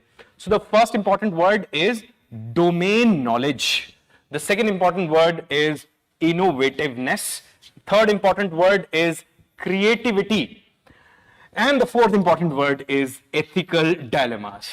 So it simply says that besides domain knowledge, means apart from domain knowledge, मतलब ये तो होना ही चाहिए, domain knowledge, innovativeness और creativity भी होना चाहिए आपके पास if you want to resolve ethical dilemmas. Discuss with suitable examples. It means give the examples of certain dilemmas where you can actually use these three things to resolve the dilemma. So let's take a look at what we can write for this question. So we are in question number 2B, and it says that we need three things: domain knowledge, we need creativity, and we need innovation. And these three things can help in resolving ethical dilemmas. चलो सबसे पहले इसका मतलब समझ लेते हैं. Ethical dilemma का मतलब क्या होता है?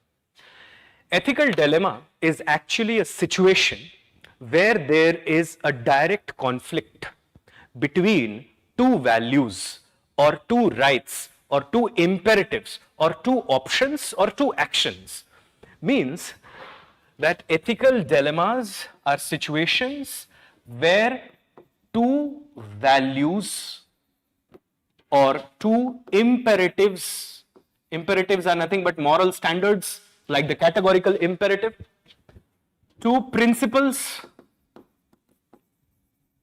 two rights,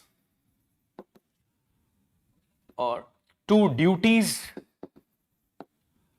or two options, or two actions, etc., come in conflict with each other. And the decision maker finds it very difficult to take one or select one and reject the other one. Because ethical dilemmas are such complex situations where you cannot say that this is what our course of action should be. Both the imperatives, both the values, both the options appear so attractive that it becomes very difficult to choose one and to give up other. And even if you give up one and choose other, the decision maker is not at 100% satisfaction level, because there is some sort of repent in your heart that you have given up something which was worth holding to.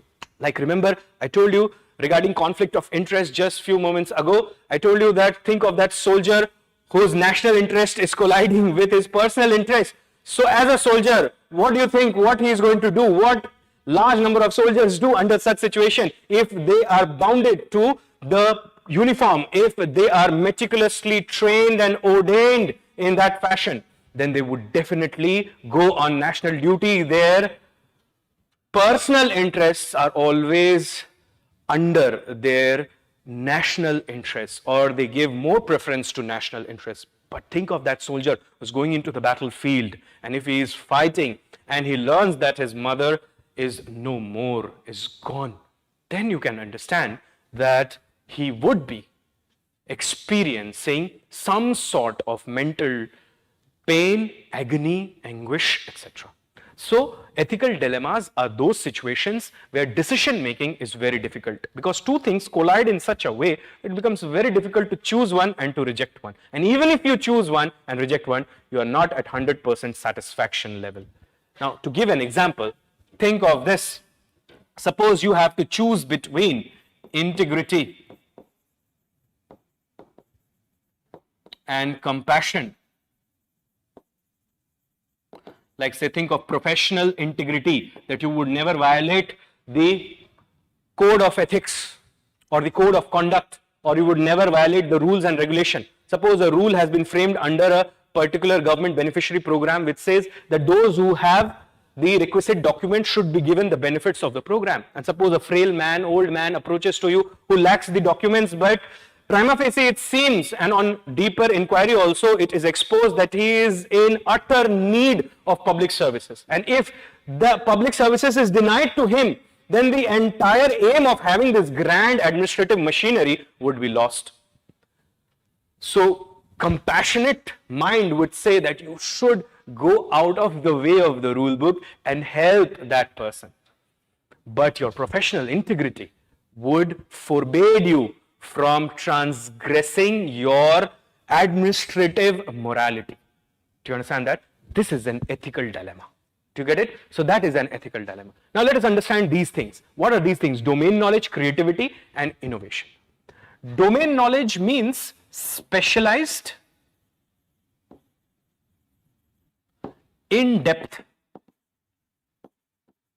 knowledge about a particular field or discipline. Now, think of a specialist. A specialist is a person who knows about one particular field but knows everything or almost everything about that field, because he has done an in-depth study about that field.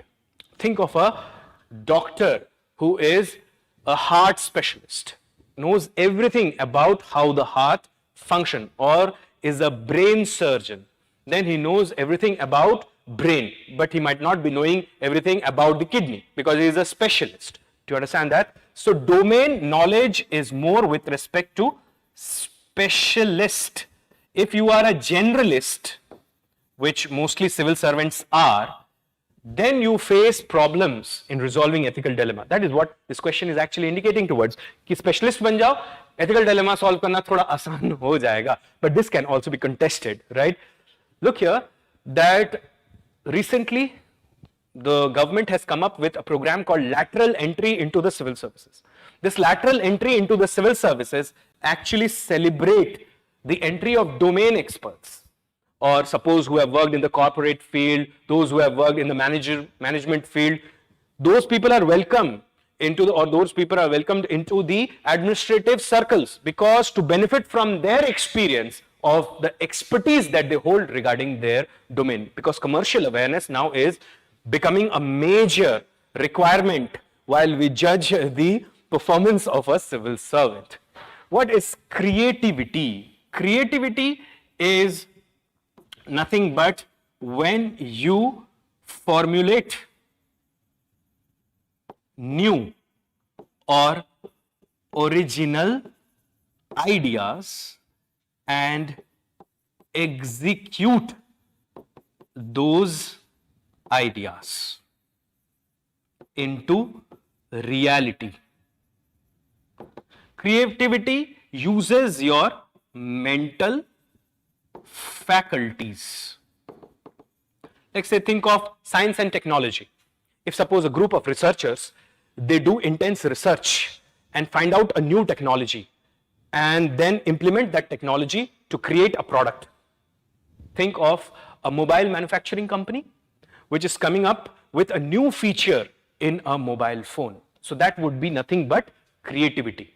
So administrators should also be creative.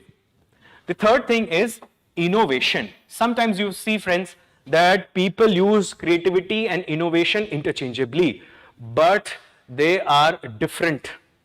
Innovation also has to do with novelty. This is also a novel approach, or you see that it is a new approach which has not been tested so far, or which has not been thought of so far. That is innovation. In order to understand the difference between creativity and innovation, think of this. Suppose there are 3 car manufacturing companies. Let us call these companies as Company A, Company B, and Company C. Company A, B, and C, they all have come up with a new technology based on their domain knowledge, and they have made fast, luxurious cars. Suppose fast, luxurious sports cars. So they are all sports cars manufacturers. So they have all come up with their products which have unique technology. So that is known as creativity. Because of their research department, they have come up with this new technology which is exclusive to that company. It is a feature which is exclusively found to this in their cars. But all of them are competing against each other in the sports car luxury sector. Do you understand that? Now, A and B, what they do is they call Formula 1 drivers on the day of actual, you can say, when they are making the car public, or they are doing a kind of launching of their product. Both of them, a company A and B, they called for established Formula 1 drivers. Like think of, say, A called Michael Schumacher and B called Jensen Button or something like that, right? And they are showing that how they can drive the car at fast speed, yet the car remains balanced on the road in order to attract customers. They are doing an exhibition of their product through their marketing. But C company, what it does is, it adopts a novel approach, a new approach of marketing. What it does is that it calls for simple, ordinary people, which includes, say, cab drivers. And they say that you drive the car at that speed and see that whether the car remains balanced or not. And they see that the car remains balanced. So they gave a slogan, company C, anybody can drive. अब बताओ किसकी car ज्यादा बिकने वाली है? क्योंकि यहां पे तो माइकल शूमाकर, जेनसन बटन, ये तो स्किल्ड ड्राइवर्स हैं, इनका तो एप्टीट्यूड ही है ड्राइविंग, तो ये तो बैलेंस कर ही लेंगे हाई स्पीड में, वही किया उन्होंने जिंदगी भर. बट यहां पे तो कैब वाला और कोई ऑर्डिनरी पर्सन वो भी कर सकते. So that would be innovation. Do you understand that? So you see, now you understand the meaning of the word ethical dilemma. You understand what is domain knowledge, what is creativity, what is innovation. So the question is going like this. It says, besides domain knowledge, a public official needs innovativeness and creativity of a higher order while resolving ethical dilemmas. Show this with the help of example. Do you understand that? So let's talk one by one and let's use first domain knowledge. So domain knowledge के लिए हम एक ethical dilemma लेते हैं. Suppose the dilemma is cost of production versus economic, or rather better word would be financial sustainability.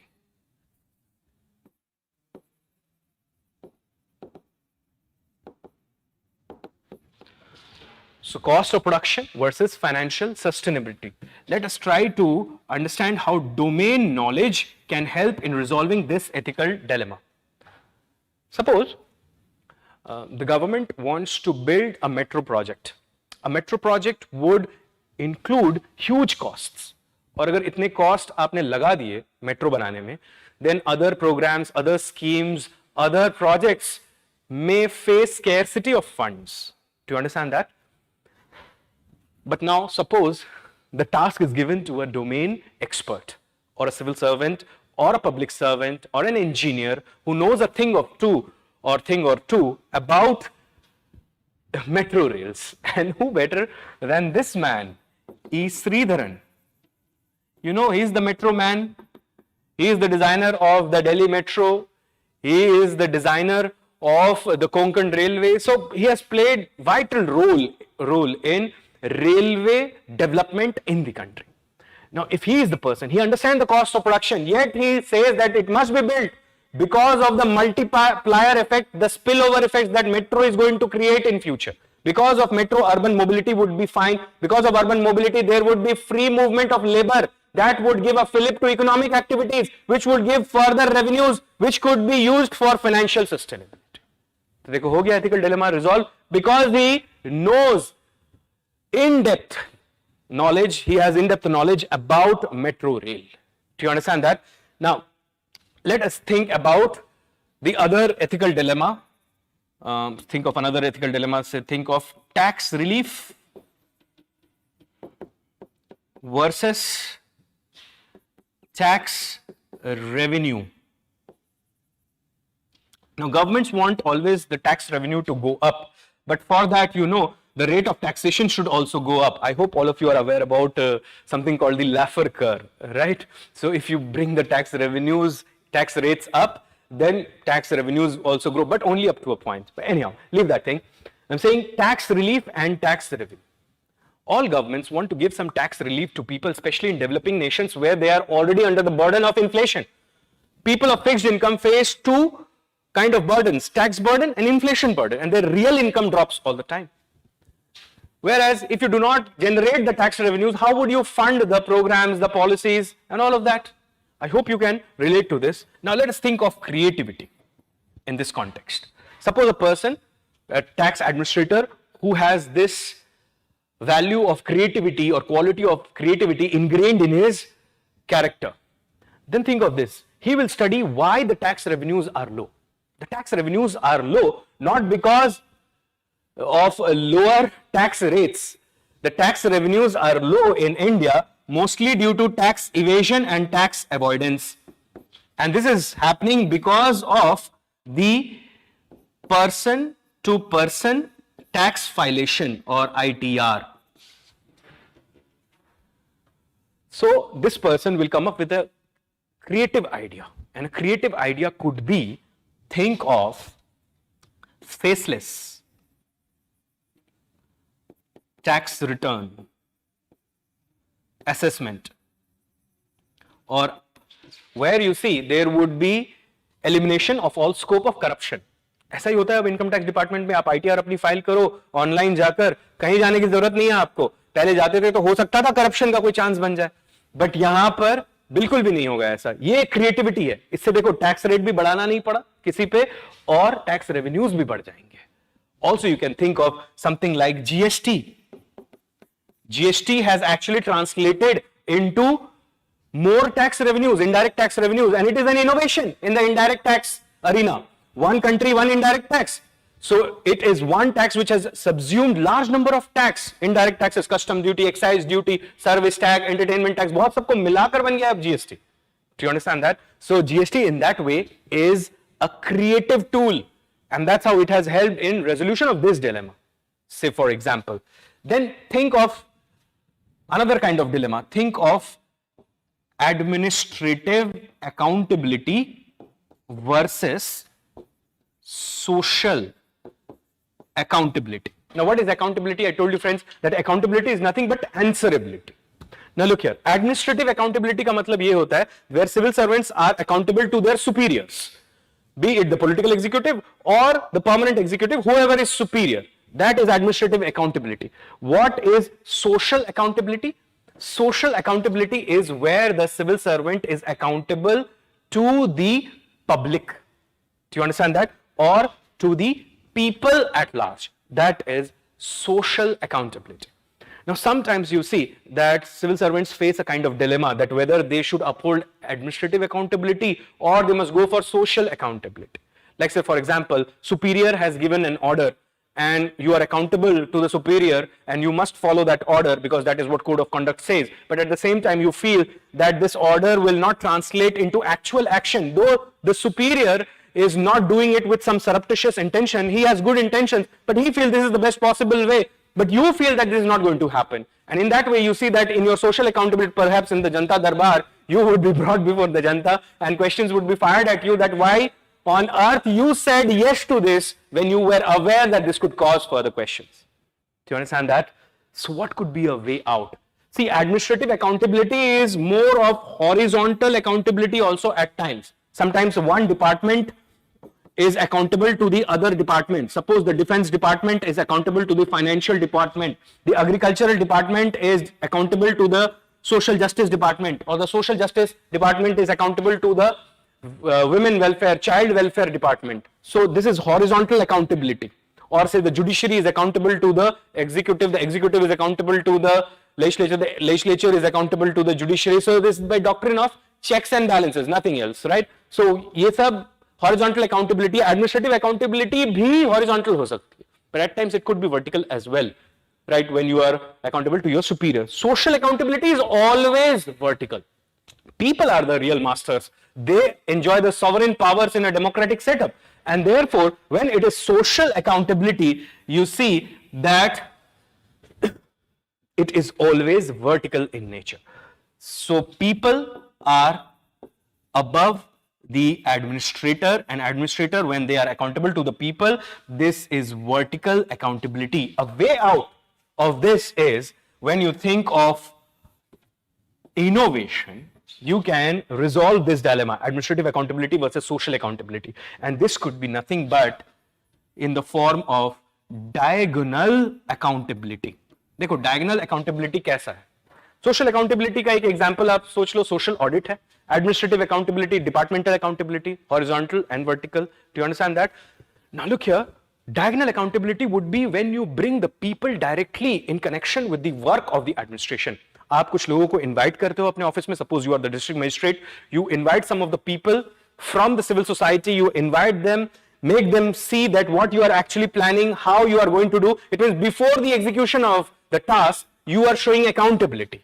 That is social accountability. In that way, you can build consensus also around the action. Remember the role of a civil servant as a negotiator, or how well he engages with different stakeholders. In that way, you see that you will be in a position wherein you would build a kind of consensus around the issue. And when you will build that consensus, then execution would be very easy going forward. So look here, we have seen how domain knowledge, creativity and innovation can help in resolution of ethical dilemmas. Like first dilemma that we took into consideration is cost of production versus financial sustainability. Second, tax relief versus tax revenue. And third, administrative accountability versus social accountability. And the answer was diagonal accountability for this. Diagonal means कि आप लोगों को पहले ही ले आओ, दिखा दो फाइलें खोलकर जो आप दिखा सकते हो. Obviously, there must be some critical information which should not be divulged to the public unless the law mandates so, like the RTI. अगर ऐसा नहीं है, then you should withhold it because it is in larger public interest, right? Like say for example, critical tax information. So here you see that in this case you can invite the people and make them look for themselves that what you are actually planning to do, what are the real challenges, why you are taking these steps. In that way, the acceptability of the step would enhance exorbitantly, and thus in that way, it would be easy to implement the step. I hope that this question now is clear to each and every one of you. Friends, so I open the floor one more time for your questions in and around this question. You can ask your questions in and around this question, and then we will move to question number 3. Okay.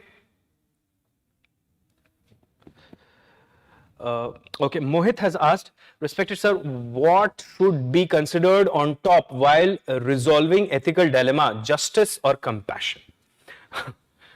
Well, you see that if you hold justice, then you cannot leave compassion.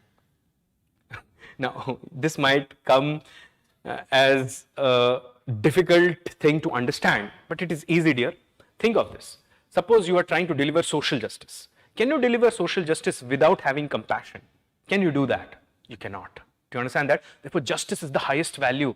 That's why Plato includes it as one of his cardinal virtues. And even Socrates says that justice is what? That a philosopher should never forbid.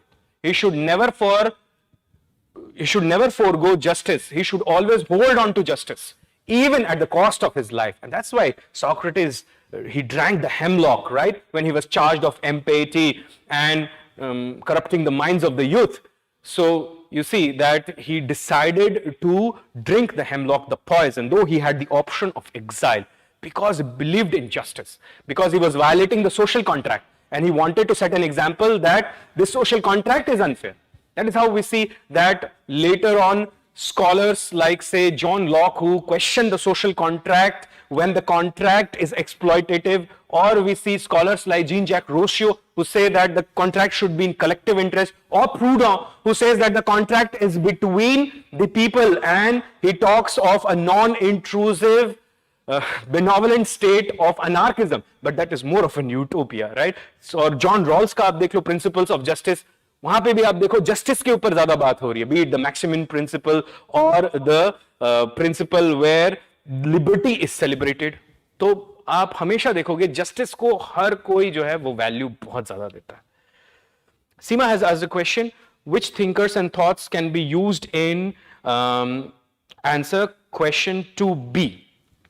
Now, when see this question is with respect to more of ethical dilemma, and when you are resolving an ethical dilemma, you can approach it from the utilitarian way, you can approach it from the deontological way, you can approach it from the virtue ethics point. तो virtue ethics होगा तो Socrates, Plato, Aristotle use कर लेना, deontological होगा तो Kant, Ross use कर लेना, utilitarian होगा तो Jeremy Bentham, John Stuart Mill use कर लेना. जितने चाहो उतने यूज कर सकते हो.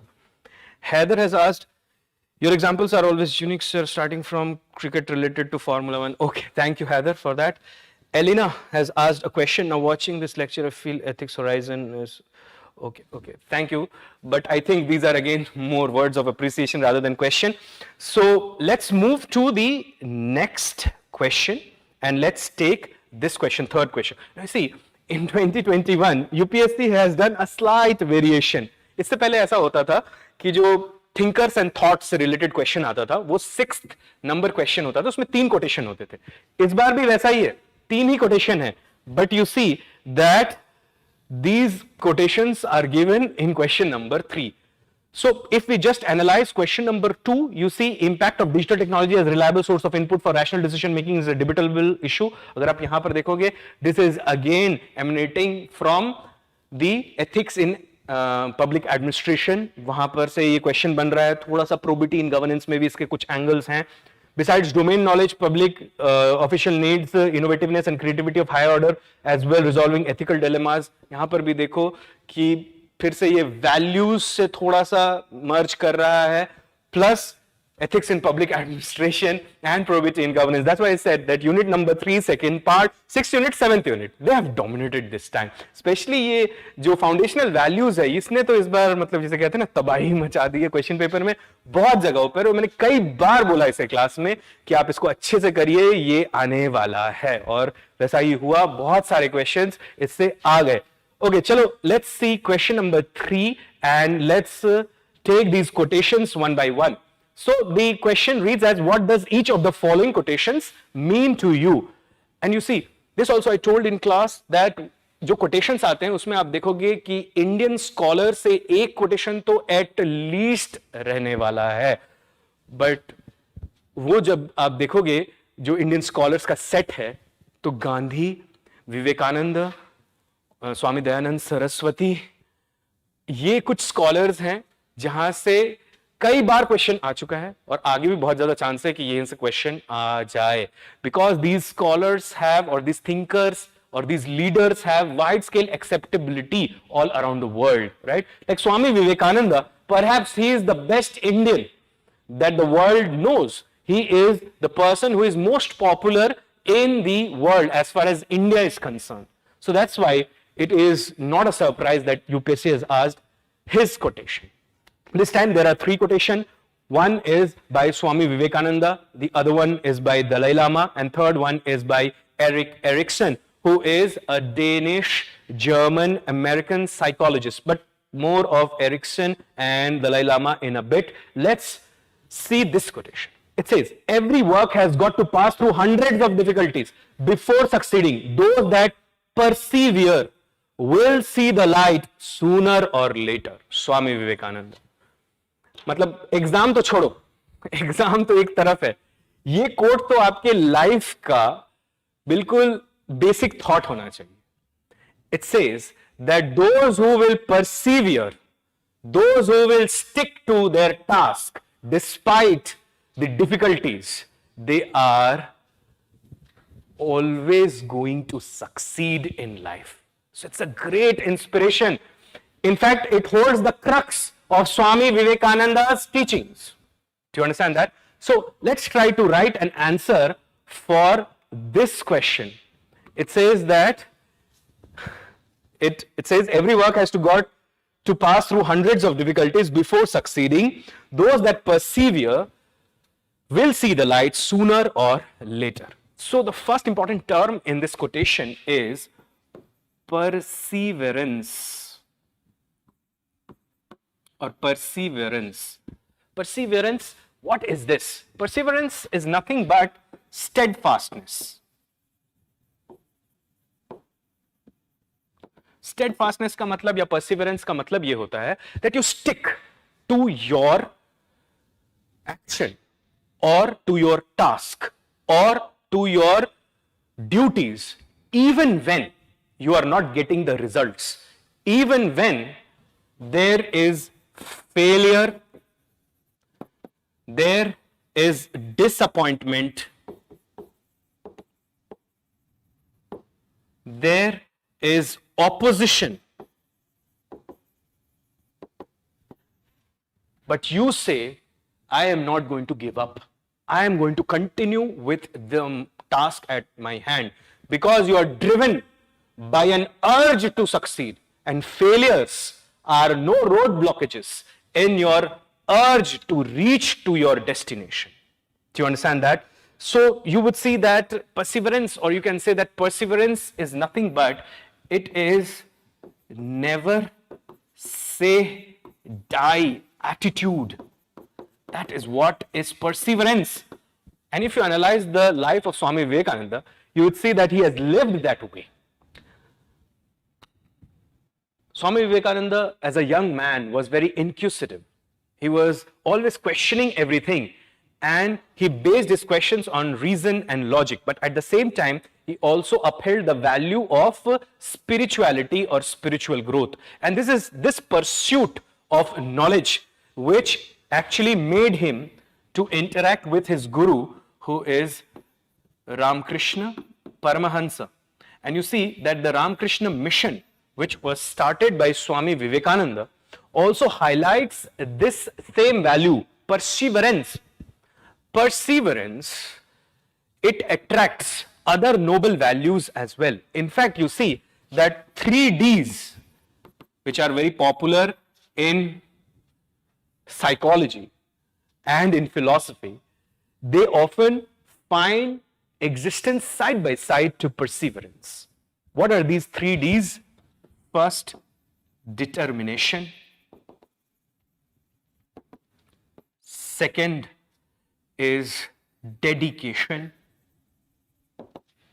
Third is discipline. Now, what are these things? Determination is when you have the willpower that you are not going to give up, you will continue with it. Dedication is when you give your heart and soul to it. It means whatever you have, material resources, psychological resources, mental resources, you invest everything into that. That is dedication. And then there is, dedication is like samarpan. Do you understand that? And then comes discipline. Discipline is when you honor time. You are not going to delay your duties. That is when you have discipline in life. So when you have these values, determination, dedication, discipline, automatically you see that you will develop the value of perseverance. Perseverance means never say die attitude. It is not giving up. Even when there are disappointments, failures, opposition, etc. Failures can have a devastating effect on the person. It can shatter the entire confidence of the person, especially when the person was working with determination, dedication and discipline. But if the person also has the value of perseverance ingrained in his character, failures will be no roadblock in the path of success. The person is not going to give up. Now you also see that perseverance also helps in developing certain qualities of character. Like perseverance help in mastering the art of patience. And you know that if you go by the Vedanta philosophy, of which Swami Vivekananda was a proponent, or even if you go by Western philosophy, you see that patience is an important value. If you master the art of patience, then it would become very difficult for your competitor to defeat you, because you would be patient for success and you are not going to give up until you attain that. That is perseverance. Clear?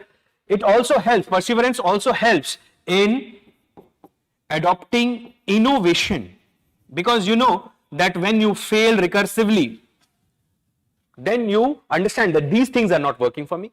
So let me try something else. So this opens the grand window of innovation only when you have perseverance. Do you understand that? You see, in India, out of 100 businesses, 90 fail each year. Why do they fail? Because people lack perseverance. This is not only true with India, but all across the world. It means 90% people fail. Similarly, you see in the civil services examination also, very few people succeed actually, because they remain steadfast. They dedicate everything, they give everything, they remain disciplined, they do their work day in and day out. Do you understand that? And perseverance helps in getting success in social life, personal life, professional life. Think of any life, you would require perseverance. तो ये आपको पहले समझाना है question में, answer में. This is question number 3, first quotation. Then you must give some examples to justify this. And the examples could be like this. First, Gautam Buddha. Now think of Siddhartha Gautam. He subjected himself to extreme austerity. He was a prince, right? But he subjected himself to extreme austerity and intellectual debates of the highest order. He debated with everyone, and on the basis of moral logic and philosophy, he put forward his point, or he attempted to put forward his point. So Gautam Buddha's life is an example, epitome of perseverance. And you see, the result was enlightenment or nirvana. That's the highest thing that a humankind can think of. So Gautam Buddha is the best example of perseverance. But you can have other examples as well. Like, say, for example, think of this man, Nelson Mandela.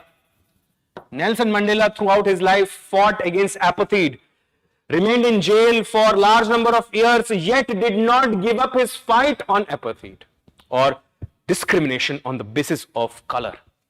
And Nelson Mandela's efforts are a great example of perseverance. See, success, that's what the quotation says, that you are bound to succeed if you remain steadfast or you persevere. Then think of another person. Think of this man, Dr. A.P.J. Abdul Kalam.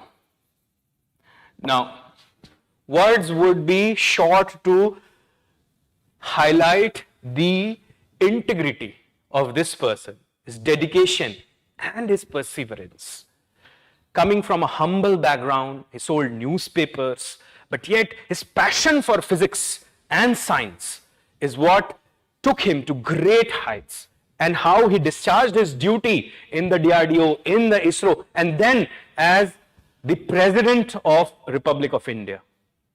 It is unmatched, and perseverance is what he always highlights. If you look at his speeches, you would see that Dr. Kalam is always talking about creativity and perseverance.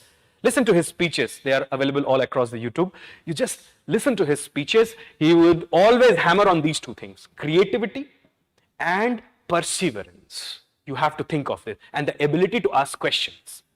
Again, think of another person. Think of Thomas Alva Edison. What about this man who invented the electric bulb? Now, after so many experiments, he actually discovered that it is tungsten, which is the suitable element for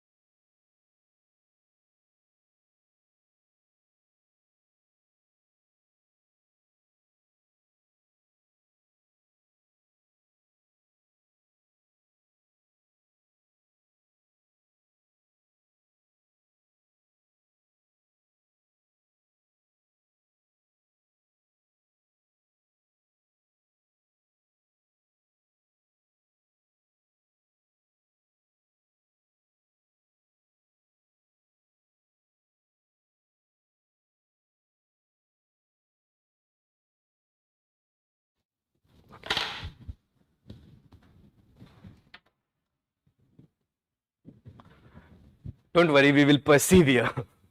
So I was saying that when Swami Vivekananda said that it is all about perseverance, this is what he said, that we should not give up.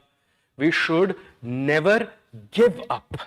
Even when we fail, we face disappointment, we face opposition, we face difficulties, we should not give up, because when the world says stop, hope whispers in our ear one more time. And that is what Swami Vivekananda said, that arise, awake, and stop not till the goal is reached. तो इतने सारे examples आप दे देना, इससे आप justify कर सकते हो. Let's move to quotation number 2. It says, we can never obtain peace in the outer world until and unless we obtain peace within ourselves. Again, Dalai Lama, you know that he is also respected all across the world for his humanitarian approach, for his tolerance, and for his fight against an oppressive regime which muscles human rights, especially religious rights in the Tibet region. Also, you see, China has a very bad record when it comes to protecting religious rights, be it first with the Tibetans and then now what is happening to the Uyghurs in the Xinjiang province. So China has a very bad record when it comes to celebration of religious rights. Friends, I'll take the questions as far as these quotations are concerned all together at one go when I'll discuss all of them. So let's move to this one then. So here we must understand that the quotation says we can never obtain peace in the outer world until and unless we obtain peace within ourselves. So what is this peace? Well, peace is simply freedom from disturbance. That's peace. Peace can also be thought of tranquility. Tranquility is also peace, like tranquilizers that is used in medicine. Or you can say peace is absence of conflict. See, we'll quickly discuss this one. Anyhow, we are already stretching it, but you see that I want you people to understand this question paper very well. That's why I'm taking so much amount of time and pain to explain everything. I hope that you people are benefiting from it and have patience, because there is no gain without pain. Absence of conflict, freedom from disturbance, tranquility, that is peace. Peace could have two manifestations. One is in the outer world. When we talk about peace, suppose in international relations or peace in society, and then there is the inner peace. This peace refers to the peace of mind. जिसे कहते हैं ना मानसिक शांति जो है, it's that peace. So the Dalai Lama says that unless we attain this thing, we'll not be able to get this thing, which is peace in the outer world. Inner peace is required for it. Now, inner peace creates what? Look here. First thing, inner peace creates happiness. When a person is at peace, he is happy and he is contented. It means he is not dissatisfied. He is happy, he is contented with what he has. That is what inner peace does to us. Then you see that a person, when he attains inner peace, then that person also, he attains better mental health.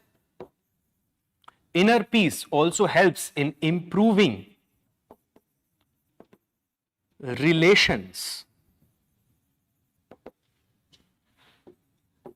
Relations of two kinds. Self-relations, it means your relationship with yourself, and relationship with others. It gives balance of mind. Inner peace also, you see that it strengthens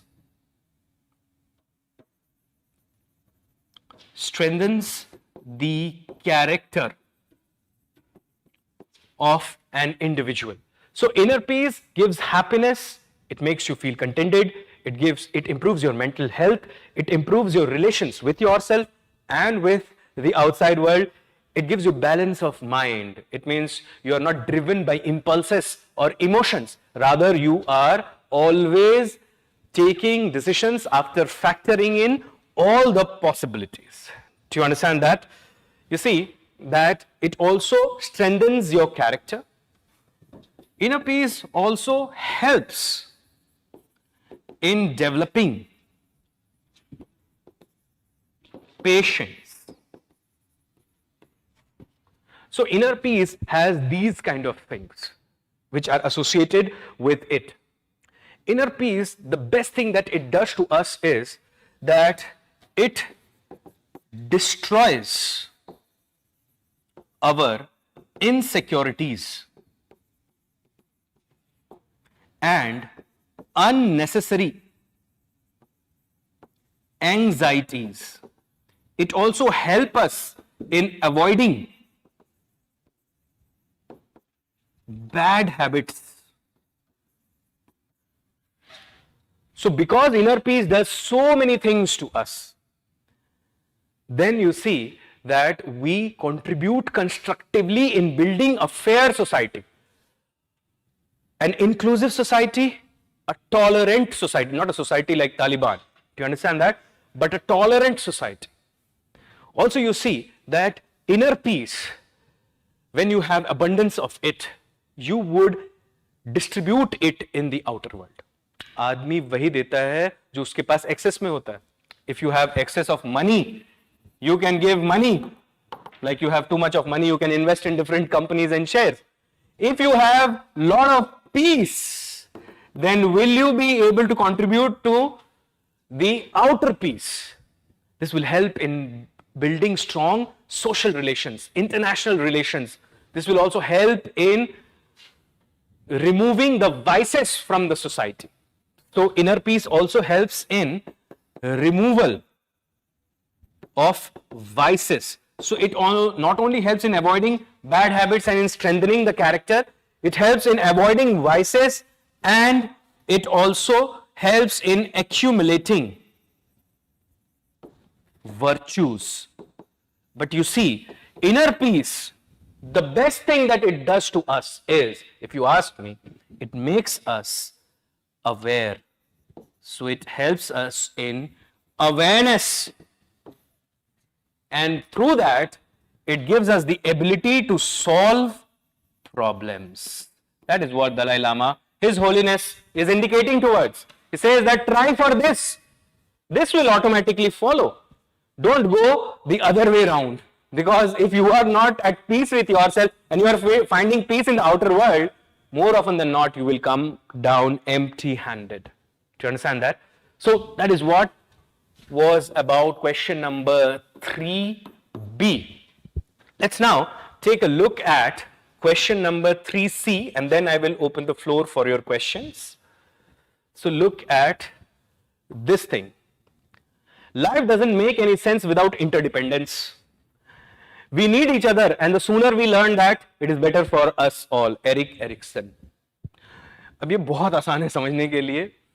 You see that while we were doing the moral thinkers unit in our class, and I told you that you have to focus a lot on this unit because 30 marks are on the line and you can use them in other places as well, like we use David Hume, right? We use the other scholars also wherever they made sense. So you can use them very liberally in your answer writing and they will fetch you an excellent and handsome mark.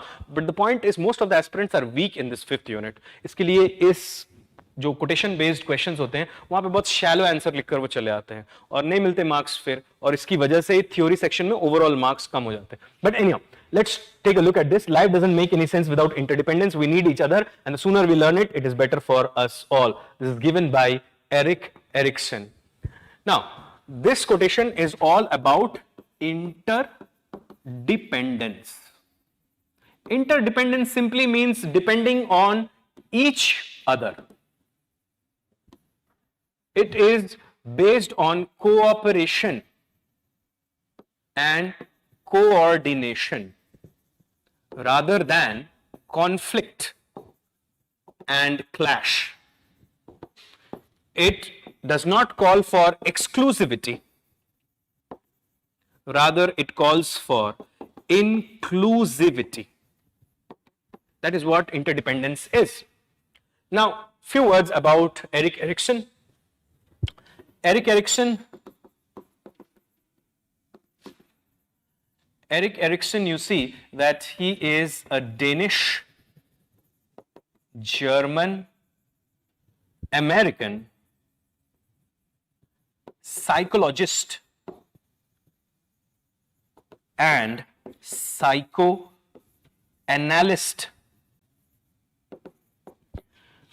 who has done some pioneering work in development of human psychology. In fact, he is the person who coined the term identity crisis.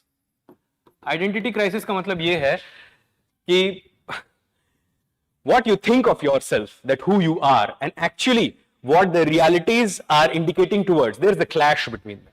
Like say, for example,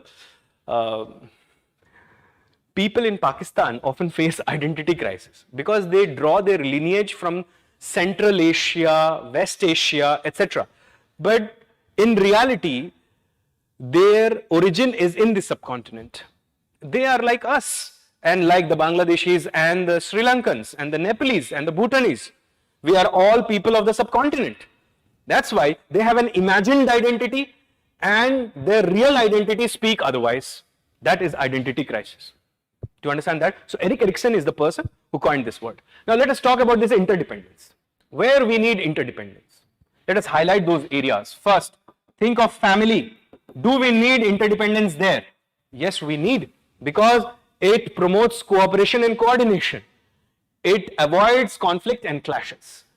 Do we need interdependence in society? Yes, we do there as well. Do we need interdependence in education? Like say, for example, think of integrated research. Think of biochemistry. Interdependence है biology और chemistry का, or biotech engineering. There is an altogether mixture of biology and technology. Do you understand that? So, interdisciplinary approach is always better for problem solving. Think of science and technology. Think of defense.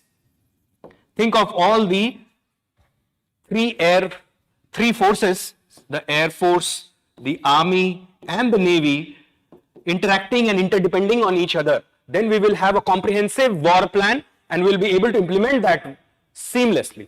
Do you understand that? So defense में भी interdependence बहुत काम आता है. Think of administration and governance. There also you see interdependence plays a vital role. When one department depends upon the other department, there is checks and balances and there is flow of information. It helps, right, in achieving the overall objectives of the administration or the government. Then think of interdependence in, say, for example, ecology or ecological system, and think of climate change in this regard. Can we fight climate change on our own? We need cooperation from everyone. Think of interdependence in federal arrangements. Think of, say, for example, cooperative federalism. Cooperation का मतलब we are indicating towards interdependence. Think of interdependence in international relations.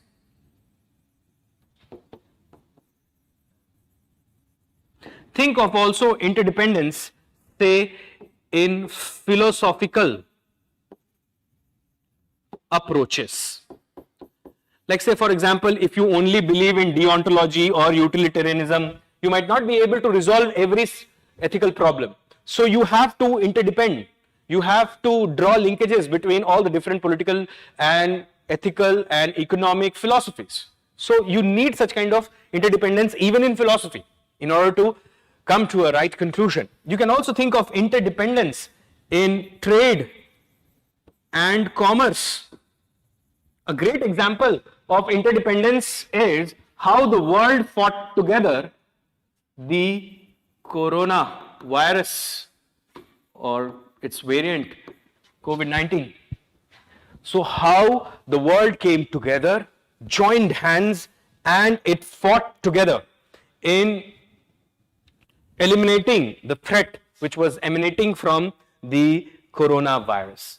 Now, look here, friends, that when we talk about interdependence, we must also talk about some philosophies, some scholars. And one who comes to my mind at this moment is Herbert Spencer. Now, Herbert Spencer is the person who coined the word survival of the fittest. Keep this in mind, it was not Charles Darwin, he just gave the theory of origin of species and how species evolve, right, through natural selection. But survival of the fittest, this term was coined by Herbert Spencer, who also happens to be a biologist and philosopher. Herbert Spencer gave a theory, and this theory is known as social Darwinism.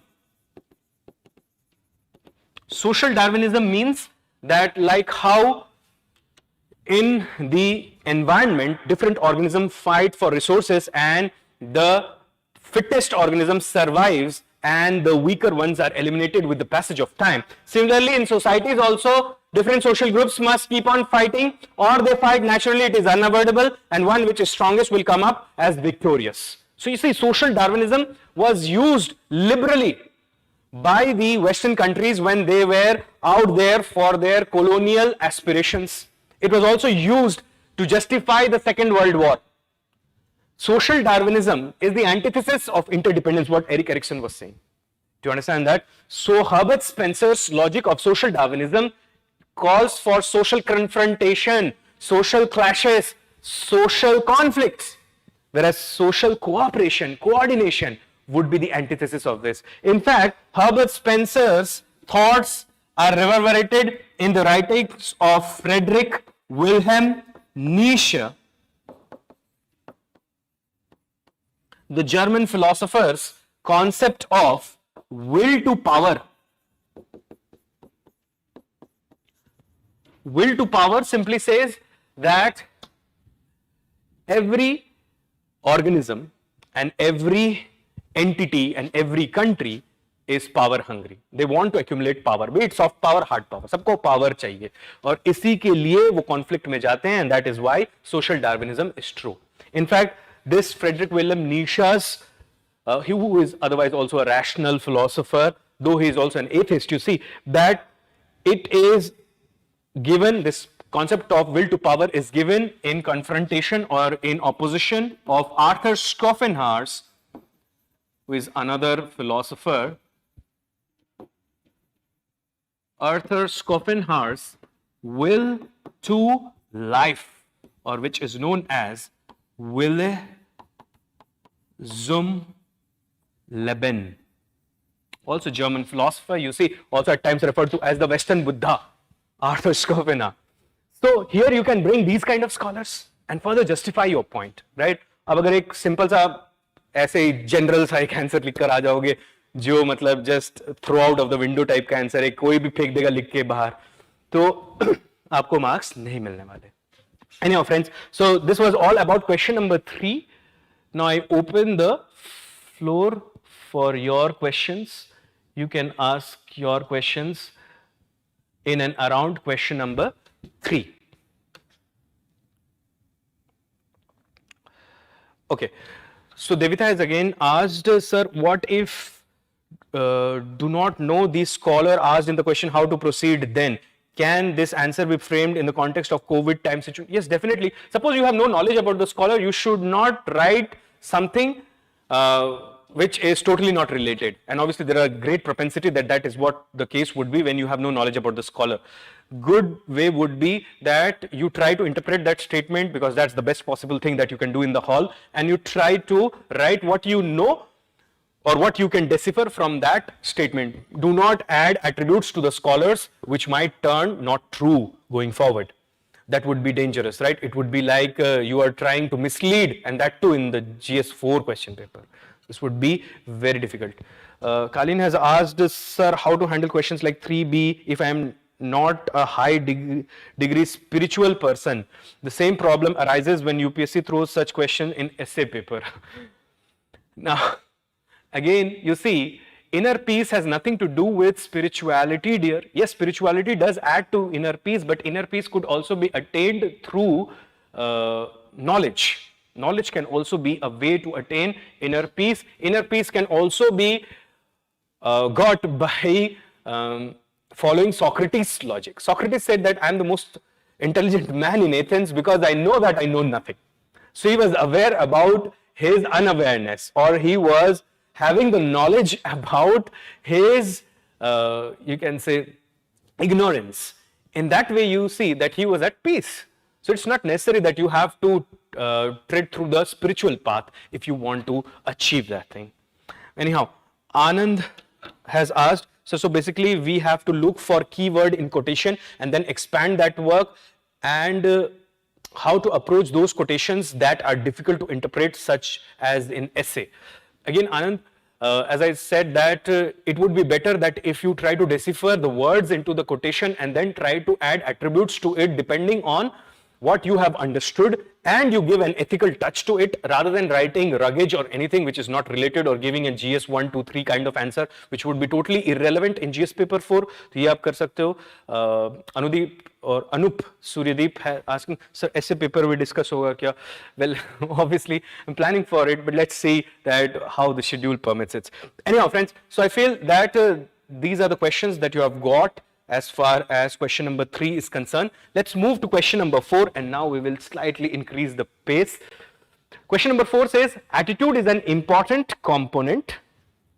Attitude is an important component that goes as input in the development of the human being. How to build a suitable attitude needed for a public servant. Now, it's a straightforward question, and this question emanates from unit number 2, attitude, right? So attitude से हर बार एक ना दो question तो आ ही जाते हैं, तो आप attitude को हमेशा अच्छे से तैयार रखिएगा. डायरेक्ट क्वेश्चन आते हैं और सिंपल क्वेश्चन आते हैं. इसमें सिंपली पूछा जा रहा है, attitude is an important component that goes as an input in the development of a human being. It means attitude helps in the development of a human being. What are the techniques that could be adopted for developing a suitable attitude for a public servant? So let's see this very quickly. It would not take much of our time. Well, question number 4A is all about attitude and its contribution in development of a human being. Attitude is nothing but it's a psychological tendency, or it is an inclination of mind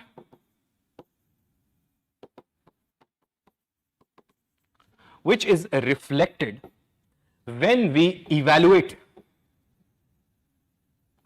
a certain thing, object, person, ideology, event, etc. with some degree of favor or disfavor. It means approval or disapproval.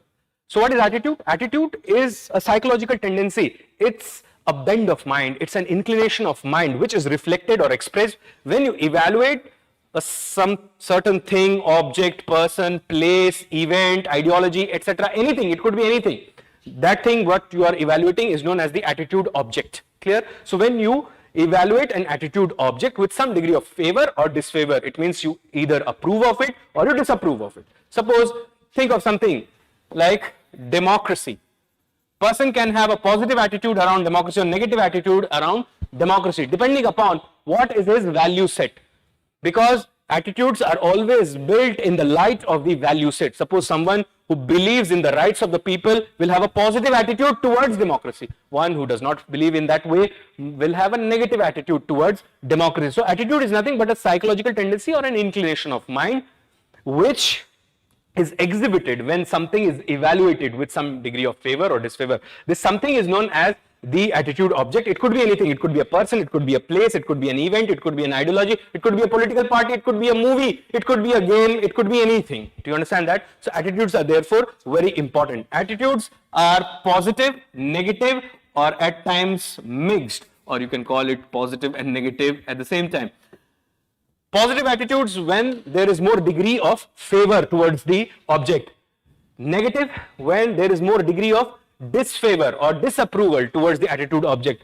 When you have mixed attitude, both positive and negative, this is known as attitude ambivalence. Do you understand that? Now, if we look at the question, it says that attitude is an important component that goes into the development of the self. So do not go into more details about attitude, that ABC model of attitude, कई लोग वो भी करके आए इस बार, जरूरत नहीं थी यहाँ पर. Do you understand that? Then what you have to write is how attitude helps in the development of the self. First, attitude helps in self-examination or self-scrutiny. Only when you have the right attitude, you would be willing to subject yourself to scrutiny or examination. Even you will examine yourself time and again to find out that whether you are moving away from the path of morality or not. It also helps in sticking to the set of values. Like say for example, whether you are going to give up on integrity or compassion or objectivity or empathy depends that what kind of attitude you have towards these values. If you have a strong positive attitude, you are not going to give up on them. Attitude also determines that whether you would be open to new ideas and whether you would be tolerant to new approaches. This is also what your attitude decides. In fact, you see that I already mentioned this in one of the previous questions, that it is attitude which matters more than aptitude. In fact, it is your attitude and not your aptitude that decides your altitude in life. So if you want to develop yourself further in life, it is your attitude which would count more rather than your aptitude. Even if you have some limitations with respect to aptitude, you have abundance of positive right attitude, you can attain great heights in life. Clear? Now, the second part of the question says that how to build a suitable attitude for a public servant. Now, what can we do for building a suitable attitude for a public servant? First, we can go for value-based foundational training for officer trainees, like those who are going to Missouri in the foundation course. There should be values should be emphasized. That's one way. Second is by pairing values or by conditioning through pairing. Now, this is nothing but Pavlov's classical conditioning model, where do you remember that dog experiment where he was ringing the bell and throwing and showing the bones, and after some time the bell was also having the same impact on the dog as that of the bone. So you see, that is one way to develop the right attitude. Like say for example, if we build an attitude in the civil servant by continuously pairing two things, like say for example, poverty is a reason for disease. So disease is something which people hate.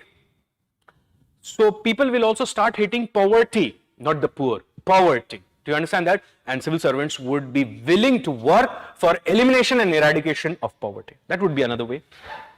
Third way of developing good attitude in public servants would be through instrumental orientation.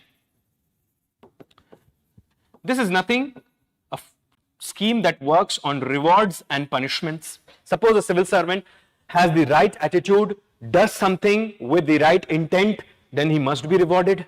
If he does something with a bad attitude or with evil intentions in mind, then he must be punished.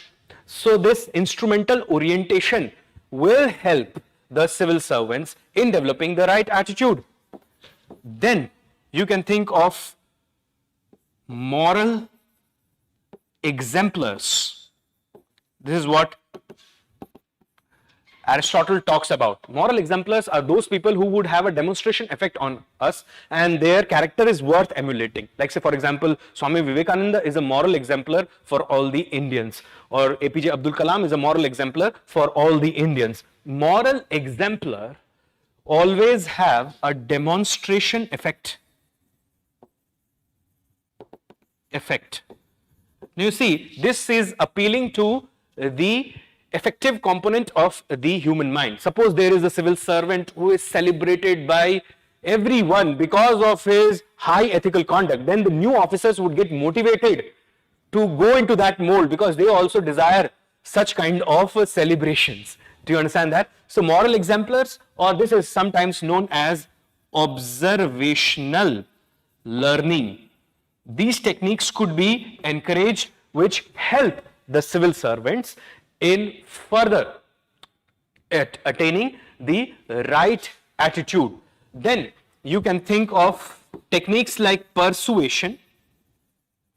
Persuasion techniques also help the civil servants in attaining the right attitude. Persuasion is nothing but when through your information or the message you try to change the attitude of a particular person or build the attitude of a particular person. And finally, you may have some institutional mechanisms like code of ethics, which highlights what is right and what is wrong, and code of conduct, which highlights what are the do's and what are the don'ts. In that way also, you see that this could be also linked to rewards and punishment, that if you do the do's regularly, you will get rewarded. If you do the don'ts, you would be punished. Do you understand that? So these are some of the steps that could be adopted for building the right attitude in the civil servants. Now friends, let us discuss question 4b also together, and then I will take the questions. So let's talk about this question. Question number 4b. It says, in case of crisis of conscience, does emotional intelligence help to overcome the same without compromising the ethical or moral stand that you are likely to follow? Critically examine. So it makes a statement with respect to crisis of conscience and says that whether emotional intelligence helps in crisis of conscience kind of situation. So let's talk about this question also. What is this question all about? Look here. So we are trying to understand question number 4b. There are two important words here, conscience and emotional intelligence. Now see, what is conscience? Conscience is our inherent, innate ability with the help of which we distinguish the right from the wrong or the good from the bad. That is conscience. Everybody has conscience. Do you understand that? Whether that conscience is awakened or it is in sleep and slumber is an altogether different debate. But conscience is our ability through which we distinguish the right from the wrong, the good from the bad. What is crisis of conscience? Crisis of conscience is a conflict situation where suppose we do something or we take an action, but we are morally dissatisfied because there is moral inconsistency in that action. We do not believe in that action, yet we have violated our value set and we have committed that action. Think of this. Suppose there is a police officer and he is ordered by his superiors to do a lathi charge on some people who are protesting for their pensions, which is their due right, and it is being delayed. But it is ordered to the police officer that do a lathi charge on these pensioners. Pensioners, you can understand, these are old men and women, right? So they are helpless and that's the only source of their income. This police officer is duty bound. He will do the lathi charge. But will he be at peace? He will not be at peace if he has conscience. Though there are other ways also to handle the protest, but lathi charge will not be the right thing. Obviously, if he protests, you can understand that it may come at his personal or professional, you can say, costs. He may have to pay for it personally and professionally. And he is duty bound, right? He has signed that he has follow the orders of his superior officers. And if the superior officer is suppose corrupt or something like, suppose he has eaten away all the pension money and this is what he is doing, right? This is what would be a crisis of conscience kind of situation where you do something which your value set does not permit. Or crisis of conscience is also a situation when there is conflict. You cannot choose what is right. So it is also a kind of ethical dilemma where you cannot choose what is the right action. A great example of this is what happened to Arjun in the Kurukshetra battlefield. He was not able to choose what is right. Do you understand that? That was a crisis of conscience. You see, what is emotional intelligence? Emotional intelligence is the ability to detect, to identify, to understand, monitor and manage the emotions that are found in ourselves and the emotions that we discover in others. The idea is to draw information from such monitoring management of emotions and then use that information for decision making. Emotional intelligence often matters more than simple general intelligence, or EQ sometimes matters more than IQ. Emotional intelligence, you see, is a thing which helps us in attaining emotional stability. What is emotional intelligence? It is nothing but it is identification of emotions or detection of emotions, then understanding of such emotions, comprehension of such emotions, monitoring of such emotion, it means regulating those emotions, then managing those emotions, and then drawing information from the emotion that is found in ourselves and in others, and then utilizing that information for decision making. Suppose this is what is happening. Suppose this police officer, he is ordered to do the lathi charge, and now there is an emotional pain inside him. He doesn't want to do it because he feels that over the pensioners who are senior citizens, there could be other methods that could be employed. So he is facing a crisis of conscience. Though he is duty bound, he is bound to follow the orders of his superiors, yet his conscience is not allowing him to perform the action. Under such circumstances, you see that if he is emotionally intelligent, he will understand that why he is feeling the pain, and he would utilize that emotional intelligence, the information that he draws from his own emotions and the emotions of his officer and the people, and he can help in building a consensus. Remember, public servants should also be good negotiators, and in that way he can choose the ethically correct action, and he can also understand his crisis of conscience. That's what this question was all about. So this was asking that emotional intelligence can help in understanding the crisis of conscience, and it can also help in resolution of that and help in taking the right moral approach. So if you have emotional intelligence, maybe the police officer or the senior officer who has ordered the lathi charge is filled with anger because maybe these people have crowded the police headquarters. So anger is an emotion. Maybe these people are also devastated because their pensions are due and have not been given to them and substantial time has passed. So he can understand both these emotions, and he can also understand his own emotion, why he is facing the difficulty, because it is violating his value set. And by understanding all these negotiations, he can negotiate with the officer, he can talk sense to him, he can also say that, sir, if you do this, then maybe it may come to you at a cost for you. If there is a report or there is an inquiry commission, they may even suspend you for this action because it is a violative of the law. There are other options as well. We have not exhausted all our options and we are resorting to this, and these are senior citizens. So law treats them differently. Do you understand that? So in that way he can talk sense to the officer. He can also come to the people and say that I understand your outrage.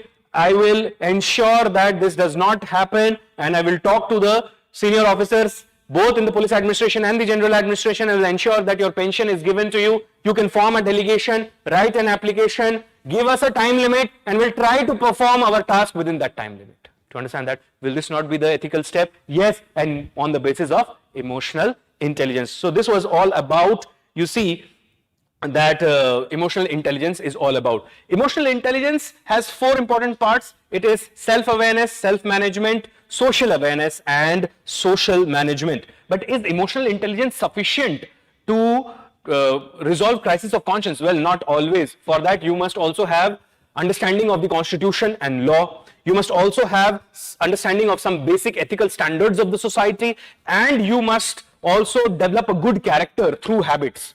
So you see, Aristotle says that when we do the right things regularly, then excellence is not an act, but it becomes a habit. So that's why when you do the right thing repeatedly, it becomes a part of your character, or you develop the virtue of doing the right thing, or the virtue of justice, say for example. So this is what we can say with respect to question number 4. So I open the floor one more time, friends. You can ask your questions around question number 4, both A and B, before we proceed to question number 5.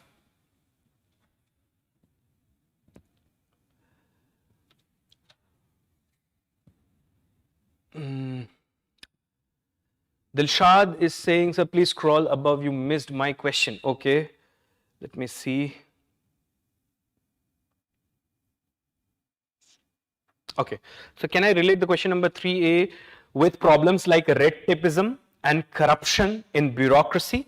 As honest officer get frequent transfer, how to answer so that evaluator do not get offended? Okay, it's a good question. So you are referring to which question? Question number 3A. Okay, question number 3 is the quotation question. Hundreds of difficulties. See, if you say that red tapeism exists in the system, it would not be wrong. It's a reality, right? But at the same time, you see that we cannot repent on it. Like, we cannot say that red tapeism is now inalienable from the system.